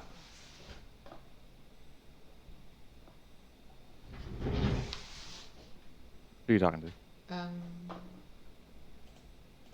Myself, I guess. Is Oh, okay. is Preston's Chaos on. home? Oh, okay. Chaos is here.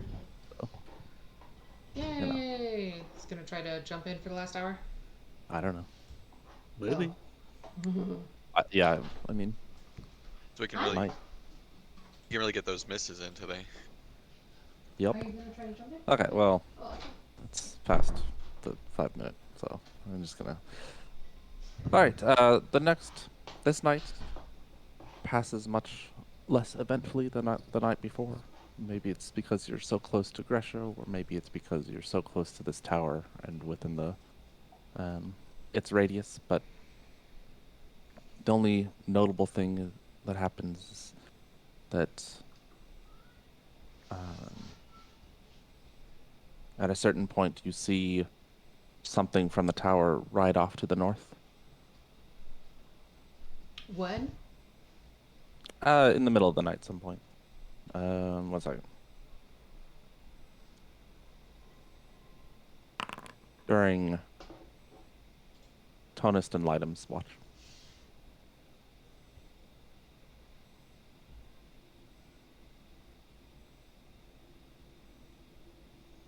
But morning comes, and you break camp.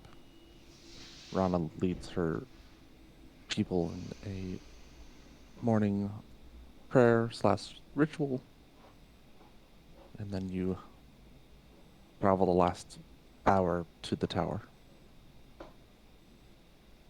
Power hour. Tower hour.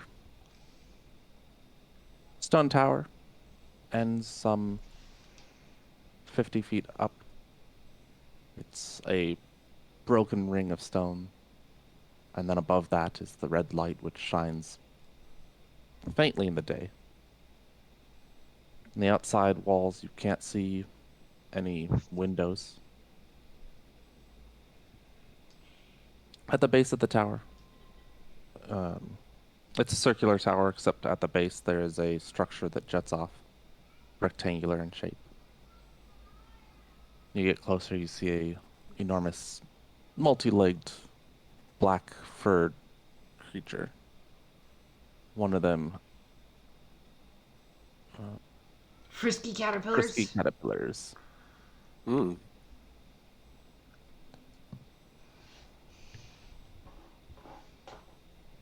Dun, dun, dun, dun, dun, dun, dun, dun, dun, dun, dun, dun, dun, dun, dun. Power hour.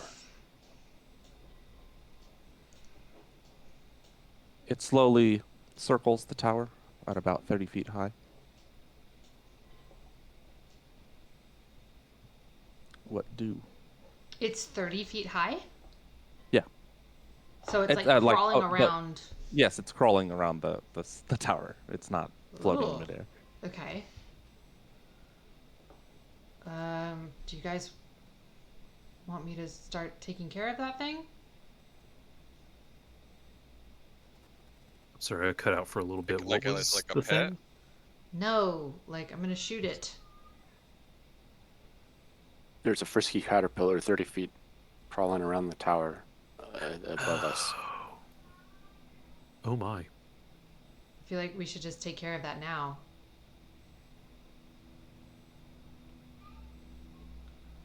Yeah. I mean, yeah. Doesn't sound like a terrible idea. All right, Ronald will shoot it. Ambrose will also shoot it.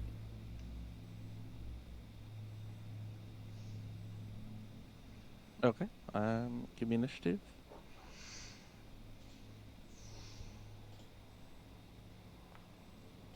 Oh my gosh, I have to chase my the Oh. dice. Oh my god! Caterpillar with a glorious 1. And it's surprised. I don't think it's gonna live. No. To see round 3.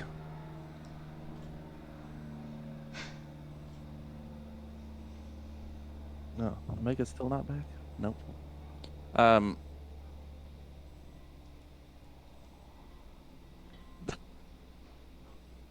Valis and Gaz rock paper scissors each other. It is Rana's go. What? Okay. Yeah. Gaz chose rock and lost. He used his left hand. I guess Rana takes a step over here. Oh no, hold on. She'll go this way. And ask the paladins to cover her if they don't mind, and then shoot it. Right. I'll refuse to cover her. Not. Sorry, not light 'em. You can refuse to cover me all you want. Attack. This is the guy. Can he be cool? Yeah, sure. That could be a paladin. That could be a paladin. Who rolled? Oh, Ethan rolled for initiative. That's a hit and some damage. So. Oh, what that's if a I walk D8 into- of radiant, so 6 radiant. Yeah. And then one more. Great bow. Ugh, that's probably gonna miss.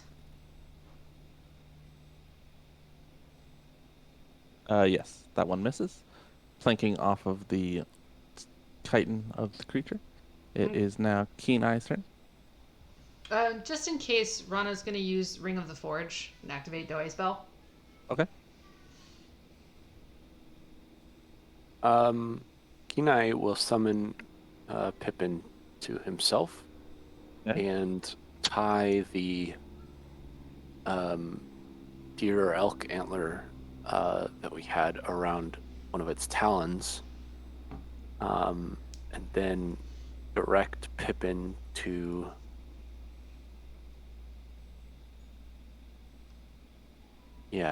Harry. Yeah. Kino will direct Pippin to Harry, the frisky caterpillar. Okay. Get your movement. Movement is fly 120 feet. Excellent. Yeah. So Pippin will go maybe there. Is that an action? The Harry is a bonus. Okay. What about tying the antler around its foot? Oh yeah, that would have been the action. Okay.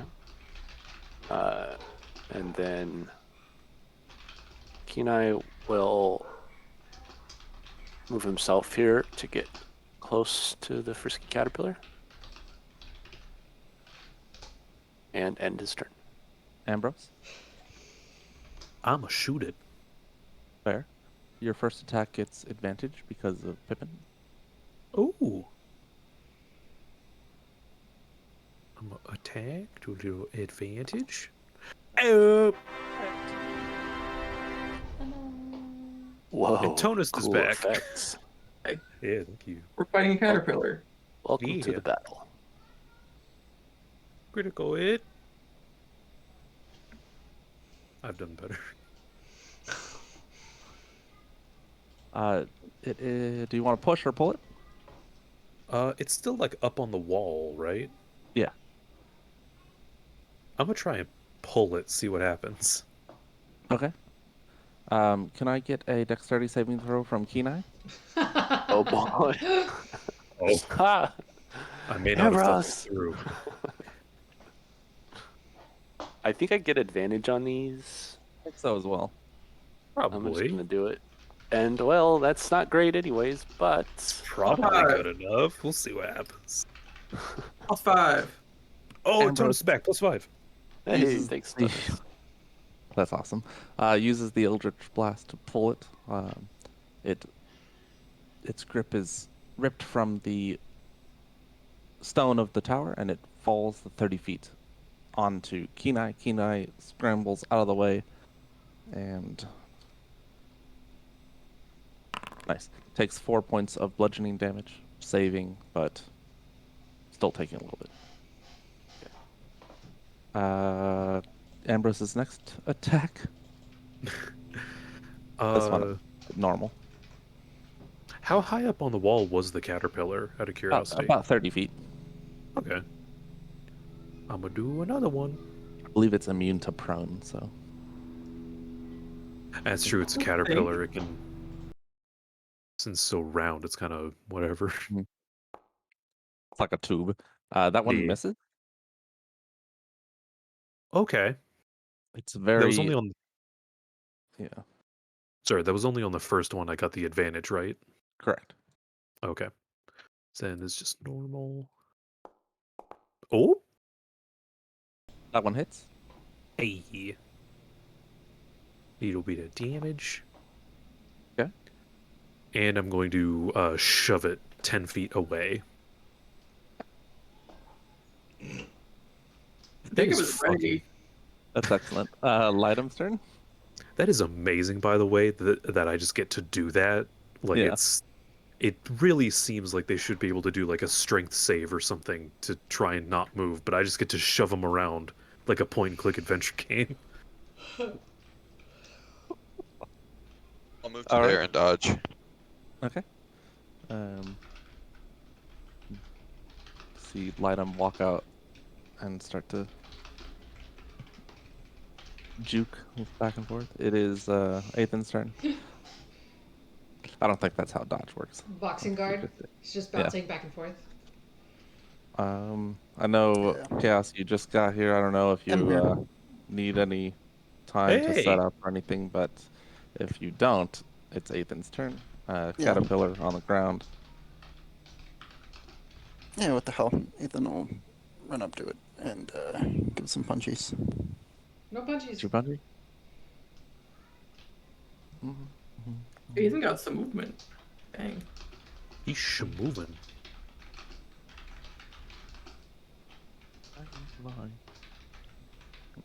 That'll miss. Yep. Bounces There's off one. its rather hard carapace. That one hits. Hey.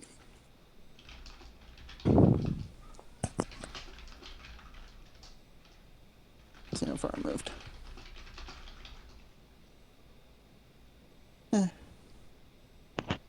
I guess I'll stay where I am. Okay. Tonist? I guess I'll make another attack if I'm going to do that, though. Oh, yeah, that's Am I? why. Yep, Okay, that'll miss. that tracks. Tonist? Yeah.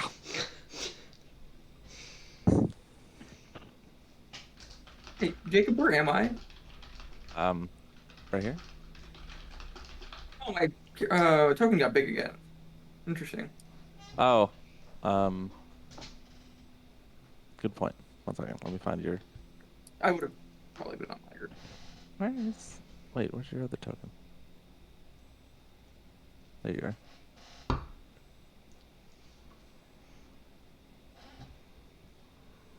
Ah, there we go. Okay. Bonus action have Liger dash. Boop, boop, boop. I'm gonna smack him a couple times. Okay.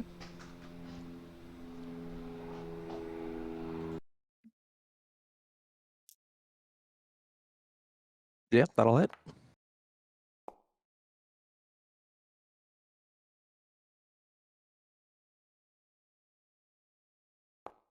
Oh, That one misses. damn. And I think that's your run, your go, right? That's all of it. Do I see anything of value? Oh, I see. We're circling the tower. I got it. Okay. Rana's turn. Phallus fires off a crossbow, but misses. Oh. Gaz Phallus. just steps next to her. That'll hit. Did we skip its turn? No, it was surprised, Oh. which I think is fair when you're crawling around a tower and suddenly get yanked off of it to fall 30 feet. 30 feet, yeah. That's fair. Oh my. That'll miss. Yeah. I should Keen think eye. so. Just surprise a Keen cat. Oh wait, one more D8 because of Colossus Lair. Oh, and as if it's an aberration, it should also have 8 more damage. It's not an aberration. Oh, it's not an aberration? It's a big old Oh, I caterpillar. thought- He's not aberrant, he's just large and hairy. Just like me. What? Kenai's just gonna walk up and swing splitter. And split him. Split him. That should be Give him a advantage. split. Advantage. He did not get split. That was also not an advantage, though. Go ahead and roll again for the Sure. damage. Okay. There we go. Lots of That's a split. 26s. Yeah, that is a lot of 26. Yeah. All right, with one mighty swing, Kenai splits the creature's head in twain, I should say. They fall away, and it is What twine? dead once more. So, prediction was correct. It did not see the end of round 2. Indeed. Okay. Forgot to get tokens for the elves, so these aren't legitimate. In fact, I think one of them is you've met before. Yeah, I Yeah, noticed. the Civil War general's back. Yeah. The man, the myth, the legend. Is that Artorias? Glorious? It looks a This little guy? Artorius-y. No, Is this that one looks Oh, that's Robert Douglas. it's like Artorias from Dark Souls. Yeah, a little bit. We have more cloth on him. He got a pointy helmet. Could be. Does Rana? Hold on, one second. Rana can detect 3 undead in this small outcropping, and then Lovely. 3 about 20 feet up within the tower itself, and then another one about 10 feet above that, and that's it. So 7 total. All right. There's... Oh, right. Are the frisky caterpillars undead? Yes. Okay, so more undead inside. Could it be 3 more caterpillars? I suppose it could be, but just be ready. By Rana's senses, if it's 3 more caterpillars, they're being very frisky. But it's What? right there in the name. Well, What does that if mean? with They're very how- close together. yes. Oh. So They're for- likely for- not. They're likely not large creatures. Right. Yeah, that's fair. Baby caterpillars? But caterpillars are already babies. The Oh. front of this build, the tower itself is made of stone. The rectangular offshoot is wooden walled. You can see places where it's been burned, Uh-huh. but it seems to have been repaired. The front door doesn't swing. It looks like it would slide to this side in. And then there's a trough up front, but it's empty. Are there any windows? No. You see no windows at any point in the tower.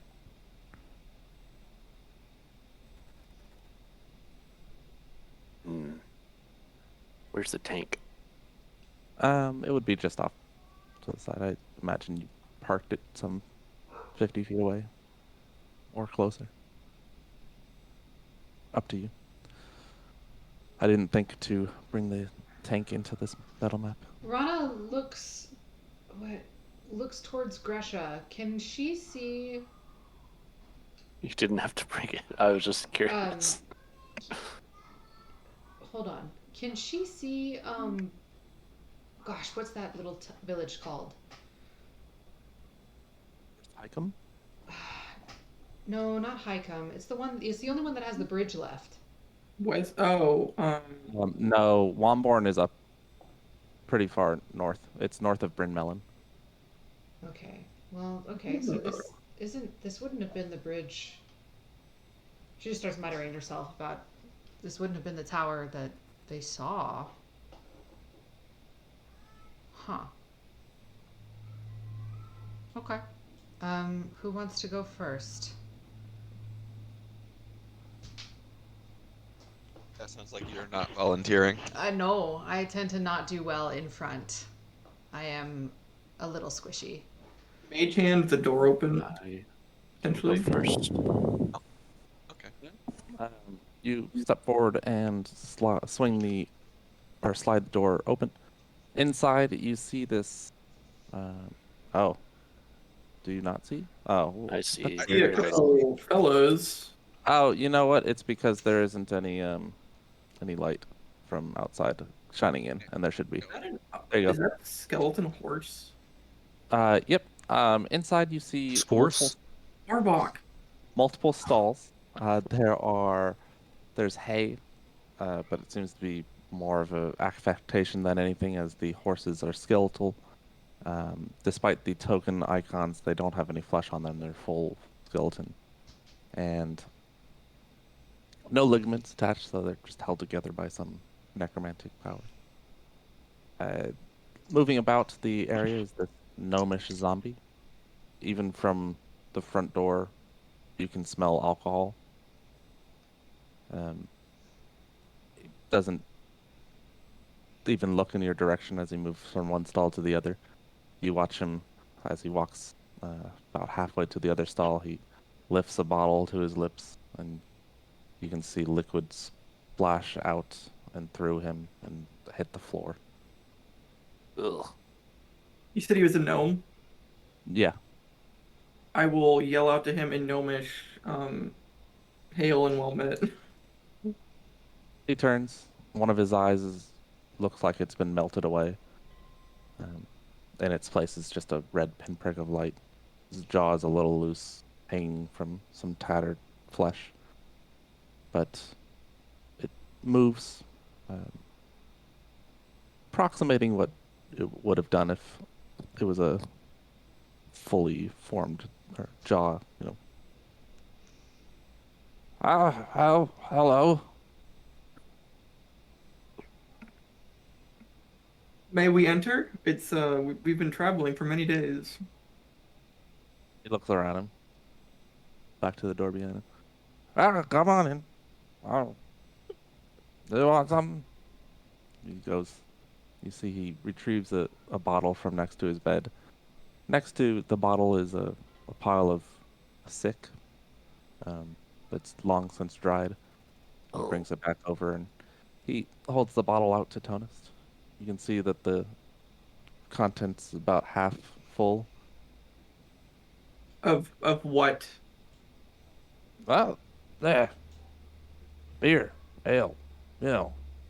That was more Awesome. a player question than a Tonus question. It's some liquid that sloshes around. I'll give it a sniff. It smells like sour ale. Like it's might have been good at one point, but has definitely gone off.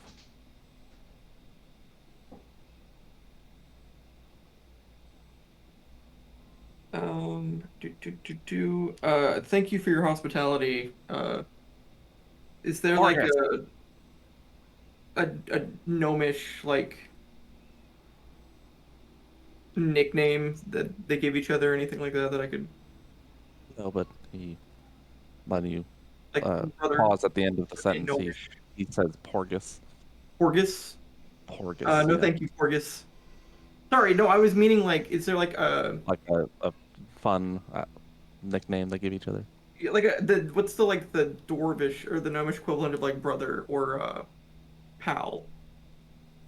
Buddy.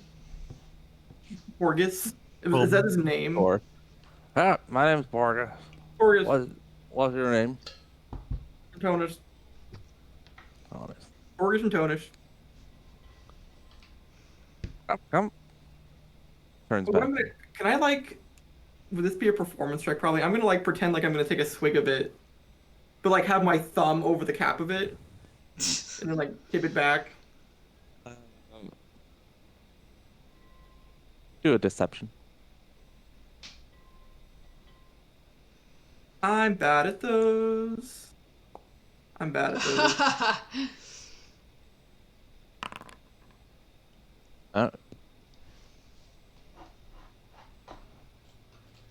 he stares dead-eyed at Tunist.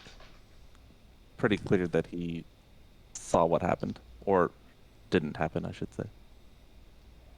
I didn't want to be rude. I have a bit of a problem that I'm trying to overcome.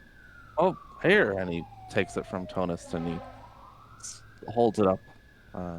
You watch more of that sour ale go through him and drip down through his legs and abdomen, dripping onto the floor. Tonist. A puddle. Yeah, He's not alive. I'm aware. Doesn't mean we have to be mean to him. That's true, but Orgus, what is this tower here? We saw it from very far off. Haven't seen many towers like it around here. Oh, yeah. Father, Gaius' tower. He likes to experiment on blighted creatures, but they're so tough further in that can't do it. Yeah, we've been seeing those. Any chance we could go a little further in? We take a look around. look around. We Yeah, come in. I just send the horses. Sits on his bed.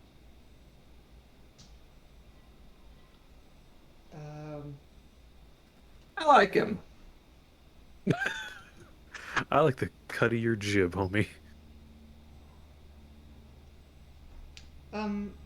Porgus. You wouldn't happen to know a halfling? I'm supposed to ask every one that comes. I mean, I've met them before, but none with us. Oh, Which halfling? He- Who are you looking for? shoulders go up, shrugging. Came and set fire to the place. Arsonist halfling. When? Oh, 5 weeks ago, 6 weeks ago, 7 weeks ago. Is that about when Rana knows Havelock was in the waste? Yeah. I might.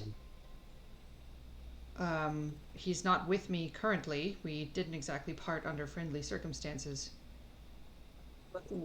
Neither was we. Gaius wants him. Was it the little guy? It might be. I don't know. What did he look like? Wait, did you just say Gaius?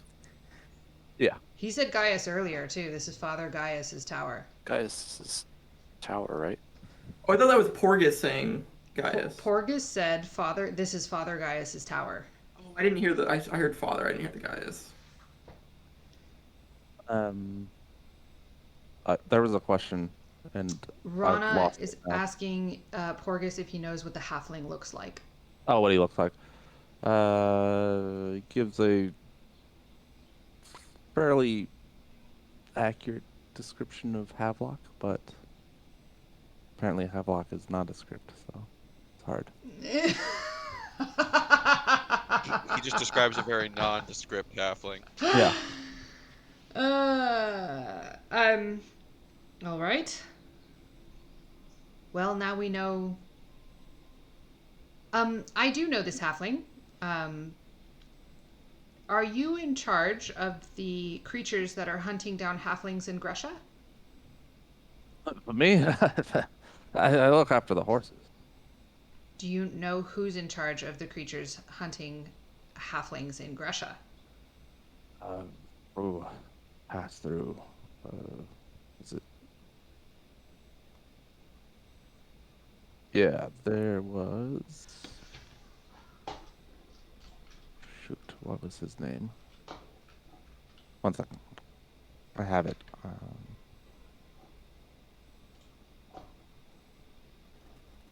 Where's the skull? Dairira. Dairira. He came through. Oh, wait, we already killed that guy, didn't we? She doesn't say that out loud. Was that one of the vampire people in the tomb thing that we beat up with the I Blood think Queen? that was the guy we killed in the little town that was just north of Three Rivers. Yes. Yeah. Okay. Oh, I heard that something happened to Dairira. But halflings are still being hunted. Is there a second in command? Maybe. Maybe. Maybe. I've been here a long time. Okay. Well, thank you, Porgus. But Dairira was here in the south. Maybe north? Right. What are the other Porgus? Anyways, guys wants the halfling, so if you have him, then he give you much, give his right arm, if you know what I mean. Ha ha. Which arm did we destroy? The right arm.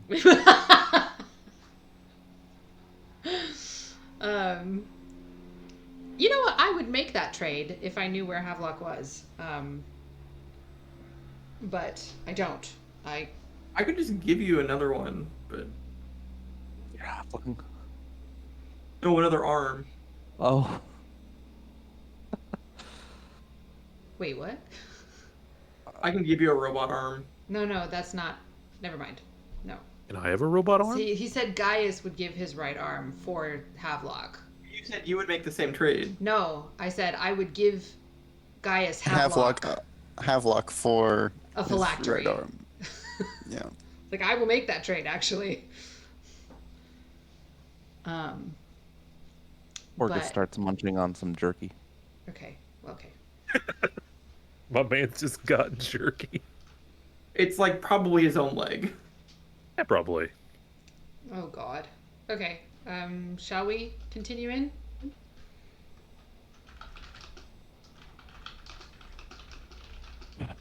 Honest opens the door. Inside is it's a single level. I never programmed the transitions between levels. Oh well, I'll just have to do it manually. In the northwest, there's a table upon which a Jub bird lays dead. Is Like this room pro- dark? Oh, it is. Rana will move forward and ring Mie's bell. Assuming there's additional layers that we're not seeing right now. Oh, that's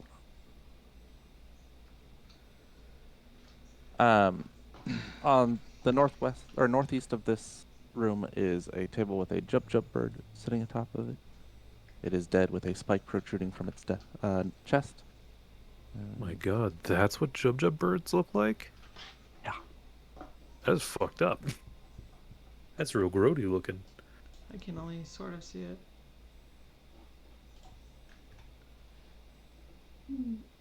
Stacks of furniture lay in a heap on the western side. See barrels of something nearby. Meat hangs from racks, drying. There's a cauldron bubbling away. Foodstuffs, but they all look rotten and long since usable.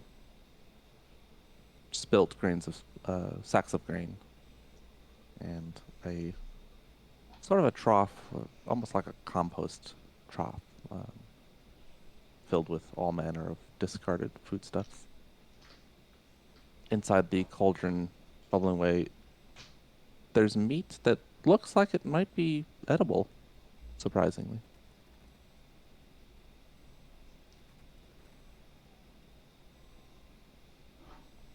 What about this poor soul over here? Looking over, you see a corpse that has decayed almost to the point of being just a skeleton, but it's still held together by bits, pieces, its arms up, hanging in manacles.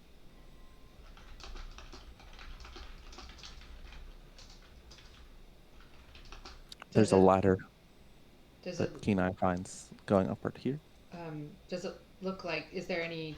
Rana will carefully move closer to the corpse and see if there's any discernible injury or cause of death besides Make a starvation.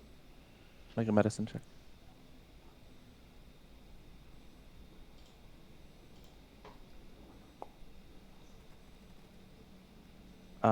The skeleton looks intact. Most likely starvation.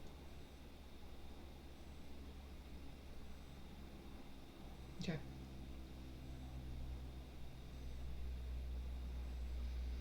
And this is a ladder, and then what's this? A couple small chests lay next to the ladder. Okay. Do we want to open those now or wait till later? I kind of want to open it now. Give it a little look, see. Should I do a You hear a squawk from the Jub bird, first? drawing your attention. The spike in its chest is gone. It struggles against restraints. You hear this ticking sound. Tick, tick, tick, tick. And then abruptly, Spike protrudes through its chest once more. It gives a labored squawk. It stops moving. Well, that's kind of fucked up. That is hardcore. Can we detect hold on, sorry. That's a stupid question because there's a spell called detect magic. Porgus said Gaius likes to experiment. Yep. How is he observing these experiments? Is the question Rana says out loud.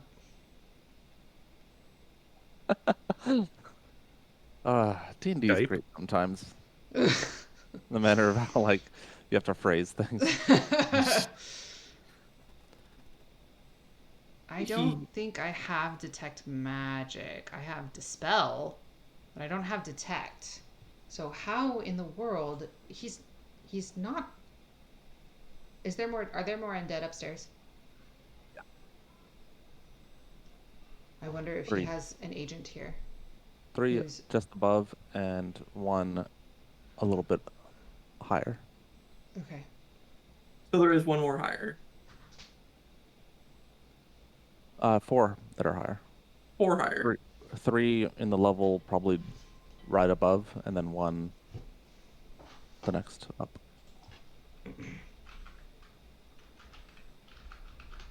Okay. Is there a hole where the ladder leads up to? Yep, the ladder leads up to, you see the outline of a trapdoor above it. Are there any visible gaps in the floor or around the opening? Or the hatch? There's a little bit of gaps here and there. They're not particularly wide. You can't really see much Wait, through them. If I were to guesstimate, would they be an inch wide? At any point? Probably not. Inch, that's pretty big. It's around average. No comment. Okay.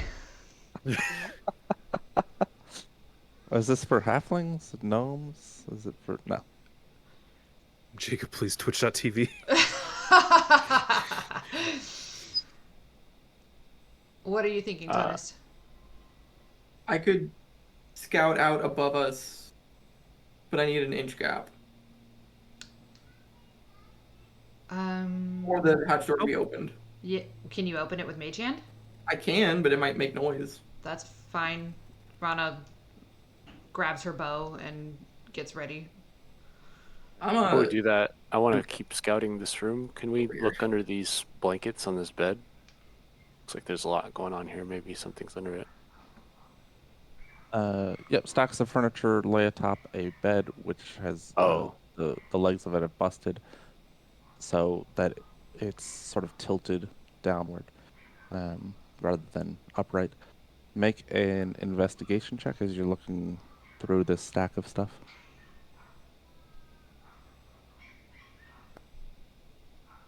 Okay.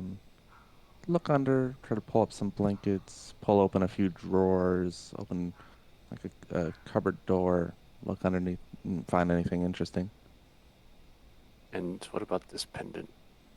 Maybe pendant, maybe something else. Broken fragments of some clay pot. Oh, The whole room is littered with Oh, debris and refuse, broken items. I thought it was a pendant too, Ri-Fi. It looks like the rock underneath the thing. It looks like a string for like a necklace or something. Mm-hmm. yeah. Oh, yeah, it does, doesn't it? Yeah, that's what I Yeah. thought. Um, It does seem more like a rock now. Rana's gonna keep an eye on the hatch above, and then point out these if anybody wants to search these. Yep. Top that table, there's a pile of potatoes in varying states of decay. The bottommost ones are gray black and look kind of mushy. Up to the top of this pile, which the top ones are kind of fresh. They've got some eye stalks growing, but otherwise, if you clear that away, you could probably eat them. That's as far as what's on top of the table. You see a couple drawers in it as well.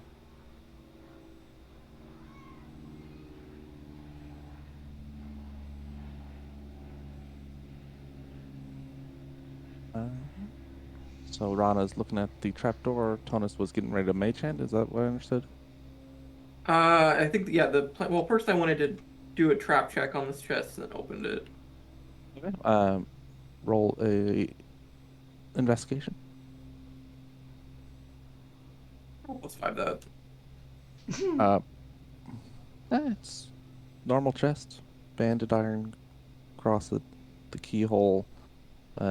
The padlock has been busted so that it wouldn't be lockable, but Oh, otherwise it looks fine.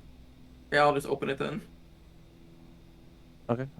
Give me a dexterity saving throw.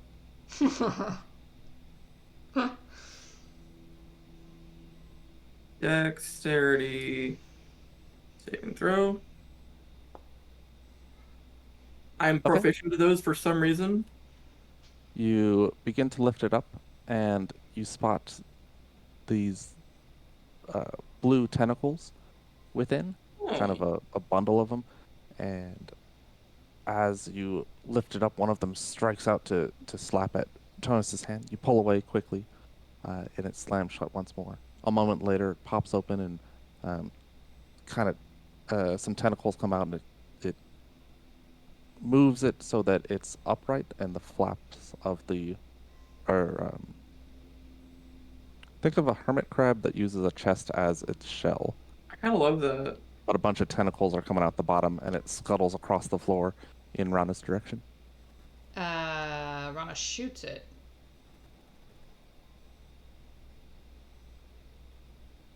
That is awesome. Anybody have a slightly larger chest than this handy?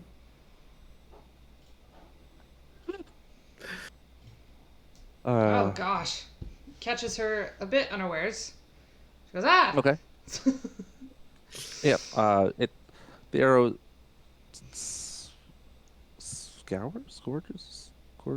scores the edge of the chest, but deflects off of it, not doing much damage.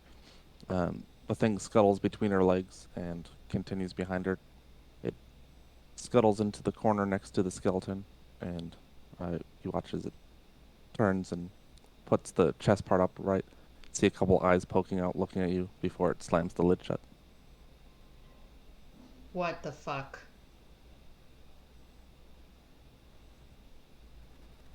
So is the bottom of the chest just open then? I don't know what you mean. Like, does the chest have a bottom? Yeah. I thought you said it was poking out the bottom of it. So the creature, whatever the creature is in there, right? Yeah. And then when it scuttled across the floor, it had the chest up so that the reservoir of the chest, the Oh, part I you got would you. store Okay. stuff in, is upwards. and that's where like its body was, and it scuttled across on its tentacles, and then when it got to the corner, it made the it like put itself upright again and then closed the lid. Gotcha. Okay. Weird having to describe things like that have never existed in life. I'm gonna take one of the pythons out of my backpack and then like, can I fashion some kind of like, or can I shove it through where the lock would go, like through the latch? It's a lock that's inset in the chest Oh, itself, gotcha. Okay. so doing so wouldn't do much. It has a Might. latch that comes down. Okay, yeah, you could probably do that. And, Or alternatively, could I gently cast mending and then like fix the lock, or like make the two halves of the lock be one? gently. I don't want to anger the tentacle monster. That's a fun. That is a minute long, so you can do so. But wanted to remind you of the casting time on mending. I'm well aware. Okay. So Tonus steps to the chest and begins to cast the spell, deepen, pulling out his lodestones and murmuring over it while he makes the various shapes in the air. What's everyone else doing? Watching, but trying to Yeah. also keeping an eye on the hatch above and listening to see if there's anybody getting curious about the noise down here. Okay.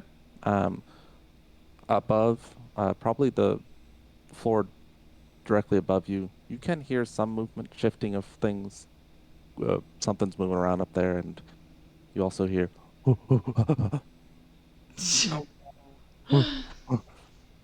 Okay. Alright. Oh my gosh. Okay.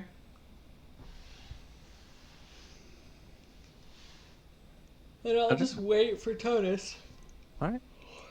A couple times, as Tonus is murmuring, the lid pops open a half inch, quarter inch, and you see the eyes blink at you. They're sort of rectangular pupilled before it closes the lid once more. I should have Minute just had one of you just like sit on it for a minute. A minute goes by, and single break or tear.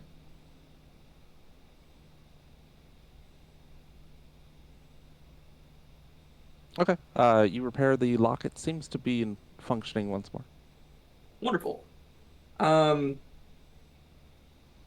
Reverse unlock it Yeah, I guess I'll lock it. with the. All right. Make a thieves tools check. Do you want me to? That I feel like.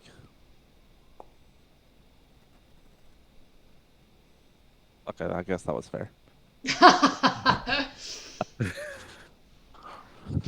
16 plus whatever I roll, so. Okay. Tonus begins to lock the device but feels resistance. It's almost like the creature inside is actively working against him, but manages to secure it, and there's a satisfying click at the end. Oh, Ambrose, Ayo. I have a present for you. Oh my. We don't know what this thing does. You have a Cthulhu in a box now. Have fun. Tentacles are my area of expertise. No, it's over here. Tentacles are my specialty. Oh, Tony's over Yeah, here. Yeah, Well, I know. It moved. originated over there, but it scurried across the floor. Oh, okay. I can I. Let me. Can I cast detect thoughts on it, or do I need eye contact with it You have to do that? telepathy?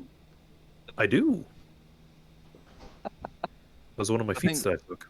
The things you learn about your friends. Is it like the spell detect magic, or is it something else? I'm trying Or to sorry, like find the it. spell detect thoughts. Yeah, it's as part of the telepathic, I get to cast detect thoughts like for free, I think, a certain amount of times. Okay, yeah, you have to be able to see it. Ah, okay. Is the chest not part of it? You cast Ambrose casts detect thoughts, focuses on the chest, and gets nothing. Can I peek through the lock?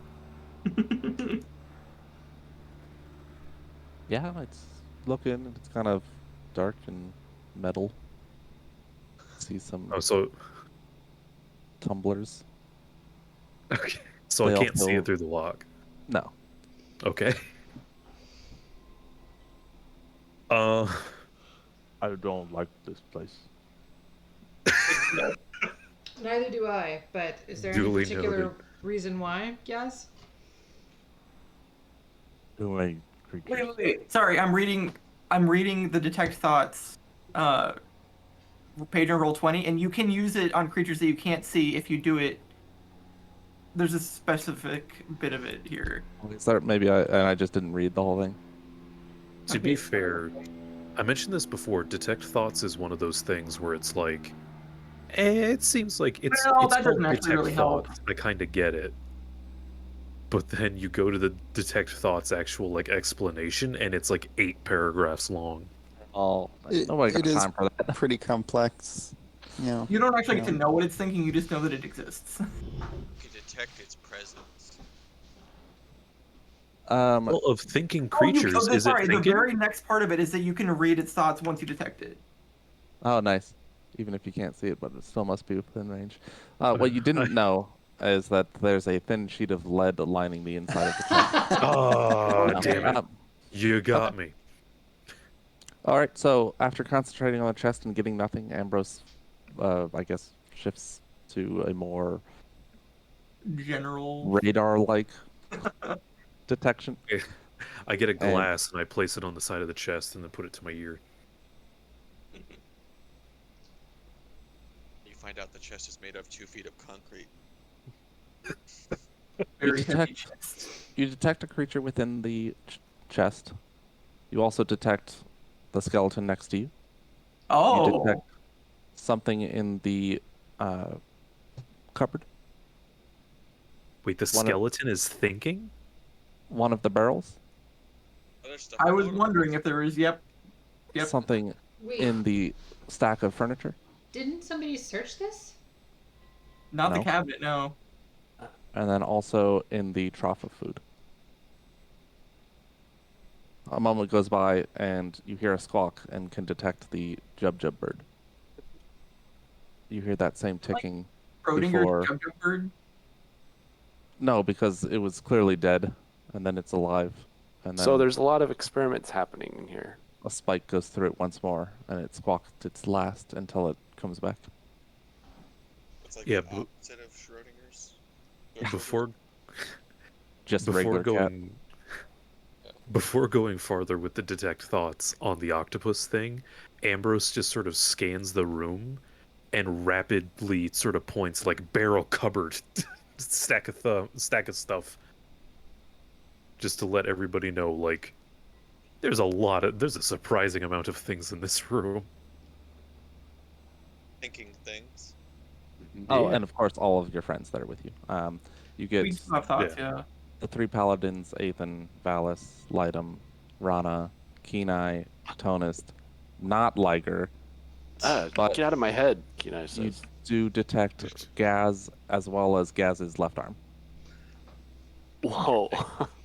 Okay.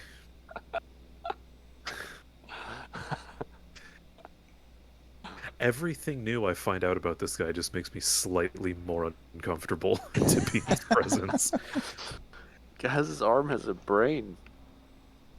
Like a stegosaurus. Gaz's arm is its own entity. What? Who knew? Like a Stegosaurus? What is that? What? Kenai Oh, approaches that's- this barrel and Are you opens the implying lid. that Stegosaurus's left arms think? They Wait, so the skeleton has thoughts too? can Guff What get the fuck? really nerdy for half a second? Sure. This is a little Okay. derailing, but that can't be a throwaway comment. Very deraily, but we can't just let that sit, I especially if we're can't. gonna upload this as a VOD. So, throwaway thing. I watched a lot of There he goes. Yeah. Just knew it was going to happen. Yep. Watched a lot of Da. Documentaries. Documentaries about dinosaurs, I bet. their brain.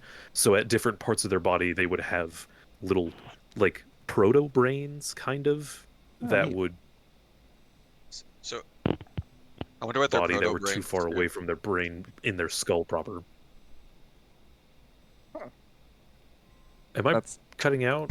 you. Are You people were, yes. laughing yes. on me right 100%. now? We got We most were of guessing- Son of a bitch! We were guessing at what you might have been saying. I heard something about proto brains, and that's about it. that in their limbs. He's got Dinosaurs were real big. The Oh. brain in the side of their skull couldn't control the entire thing when the dinosaurs were real big.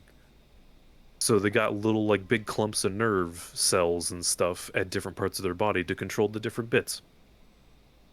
Oh, I think men have something like that. Oh my god. Yeah, give or take. Kenai opens his barrel. Yeah, what's in the barrel? Okay. Squid monster. You open up the barrel. Inside, you could see a black, sort of brackish liquid. It's not very transparent, and the light from Rana hits it at an angle. Can't see too far into it, but with a few inches lower than the surface of the liquid, you see this bulbous, sort of. It looks like a squishy head, kind of mushroom shaped, in that it's like a cap of a mushroom. In it, atop it, there are 5 eyes, sort of equidistant around the cap. They blink at you asynchronously. Oh no. How did he identify the brackishness of the water? You can smell it. Okay. I thought that was a visual cue. No, it's like the Brackish means it's like it's partially a salt water. Oh. Yeah. It also can mean like just like nasty, Right. but yeah, slightly salty is, I guess, the more accurate. It's not On fit for lifting the drinking, lid, but not like Kenai- ocean water. A drop accidentally splashed into Kenai's mouth. Oh gosh. What? Just kidding. Oh, from the so- lid? Just kidding. The skeleton's not reading is undead. No. But Has so thoughts. Ambrose, you're getting thoughts off of the skeleton? I can't tell what it's thinking, but there's something, at least in that skeleton area, You that do be thinking, though. you can read its thoughts. Yeah. You can detect. you Oh can yeah, read wait, thoughts, I can see it. No, when you detect a creature in the, like, I don't know what to call it, the wide scope, the radar sense, you can then concentrate on a creature once you know that it's there. Okay, I concentrate on the skeleton. Okay, the skeleton doesn't have any thoughts, Okay. but there is something in the skull that does. And Oh. It's like a rat or a spider, maybe, or a. Or a smaller skeleton. It's like Men in Black.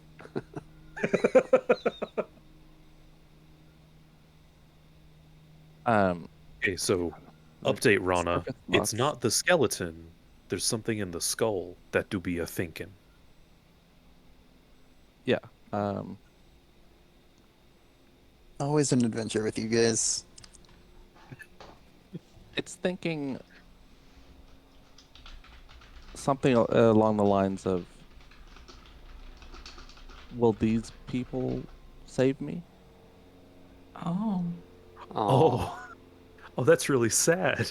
And there's some fear there, apprehension, We have to now. despair. Yeah. I can't leave this room. What? Okay, so Ambrose, would you mind seeing if you can find the thing that's in the skull? You want him to just crack open the skull? That's Yeah, not what I I'm not- said.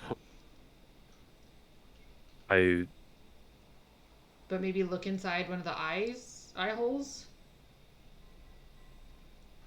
Yeah, the skull and torso are kind of leaned forward, so the skull is facing downward. Ooh, that's spooky. Can up? Okay, yeah, I'll try and take a look see in the eyes. Okay. Are See you if I doing can this by maybe- like bending over, or are you grabbing the skull and turning it? Oh, I'm concerned that he's asking you this Uh, question. It's like when you ask, I open the door and the DM's like, which hand do you use? And everyone in the party's like, oh fuck. Well, I'm right hand dominant, but I use my left hand for other things, so I guess the right. Ambrose, he doesn't want to touch it, so he's gonna sort of, I guess, bend down to try and like give it a little peek up to see if he can see anything. Ambrose hunches down and leans over, looking upward into the skull. The most immediate thing you note is that there are tiny little bars that have been fitted into the eye sockets, and behind them you see this tiny creature gripping the bars with two hands, Oh, and it's got 4 legs. So kind of, well, that's another centaur-like creature. Really Torso like that comes up, centaurs. right?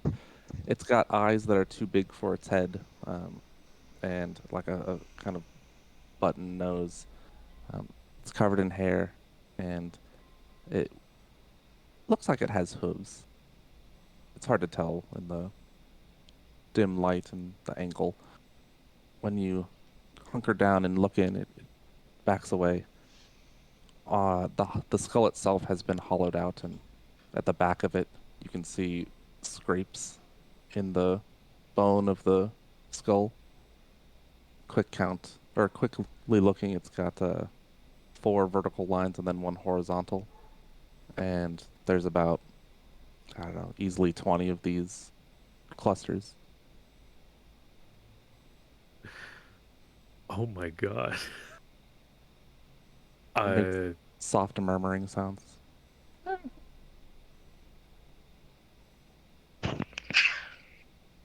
Hey, Tonist, What's up? how small can your thieves' tools work? I don't. Good question. You want to do the world's smallest jailbreak over here? Sure. Yeah. how do we I'm save gonna- these creatures? Kenai actually is going to stand next to this bird thing, and the next time the knife appears, I'm going to try to grab the knife by the handle. So it's a spike that protrudes from underneath, and it comes up through its chest and sticks out. So it's currently up and through its chest. So if you were to grab onto it, I mean, you could do that. but I Kenai, just wanted to make sure that that's clear. be It careful. Go ahead. Jumped up birds are bad news. The They'll- spike retracts Yeah. down into the table, so it disappears from view, and then the Jub bird comes back to life, for lack of better words, if it died in the first place, and then squawks, and then there's that ticking sound, followed by the spike jamming through it once more, killing it. Yeah. Well, we're either going to save these creatures in this room, or we're going to not. And I'm currently on the side of setting all of them free somehow. Okay, here's the thing though, Kenai. Little guy inside the skull and the octopus thing inside the chest, they're both fun, goofy little dudes. Jub birds are bad news. They'll Those things turn are you nasty. into stone. Like a Turn you Medusa into stone?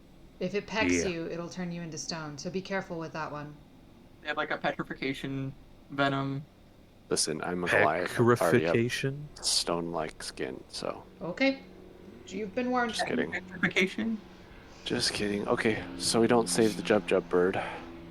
The other What about ones the at little least, guy with like- 5 eyes in the barrel? Well, what we could also do is just like let the Jub bird be fully dead instead of in this perpetual life-death situation it's in now. Yes.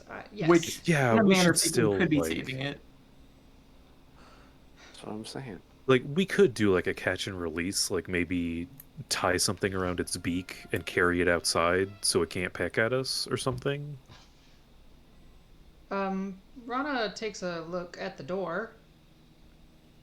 Porgus is standing in the doorframe watching the proceedings. To mercy Oh, kill it okay. because that is like What's the straight up Hellraiser stuff happening over there. What's the expression on his face?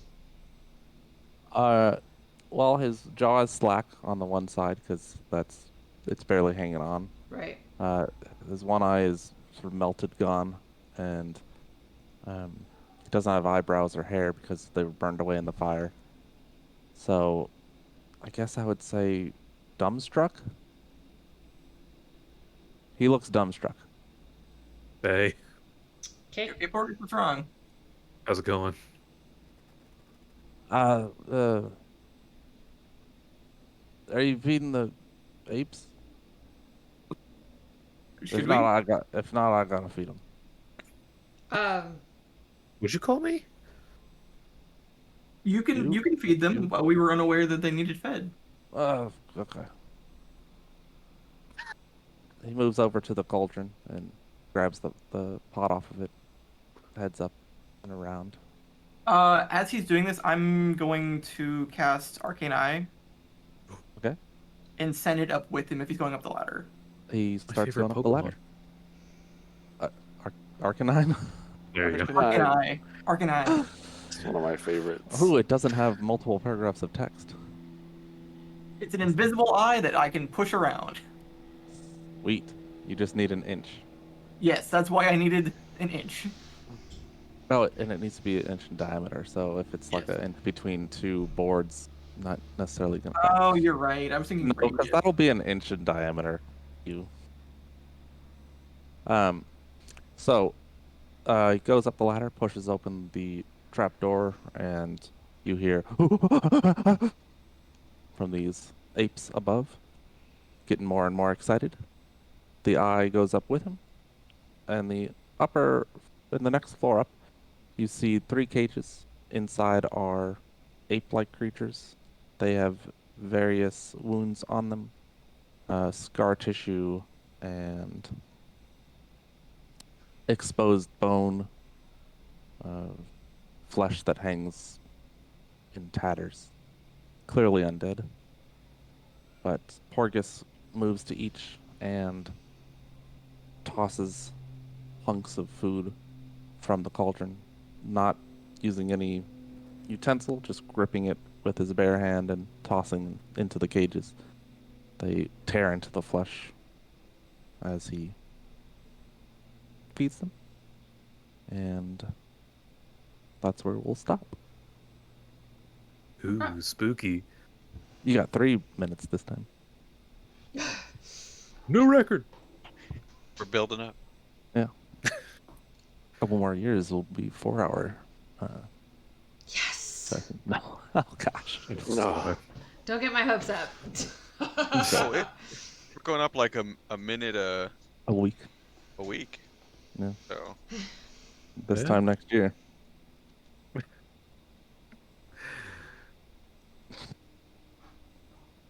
That's fun. Like this room is gonna stump us. There's so many things that we have to deal with in here. Well, we need to focus on. We need to see what's at the top.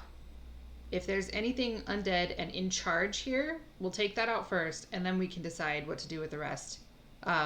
Rana will be very clear and upfront about the fact that she intends to lay this whole place to rest. Like, we can set the creatures free. If they're not undead, that's fine. But anything undead needs to be re-dead. I'm not Happy 100% Porgus. sure if I'm with you on that, but definitely this place is some kind of evil lab. We should definitely like burn this place down on the way out at the very least. Later, Griffin. Yeah. That clock's out. Like, Speaking of which, by the way, before people leave, quick addendum to what I was saying earlier. about So I talked- Stegosauruses. Yes. Yes. Oh. So I Oh, here, hold on. I Bye, stalked Twitch.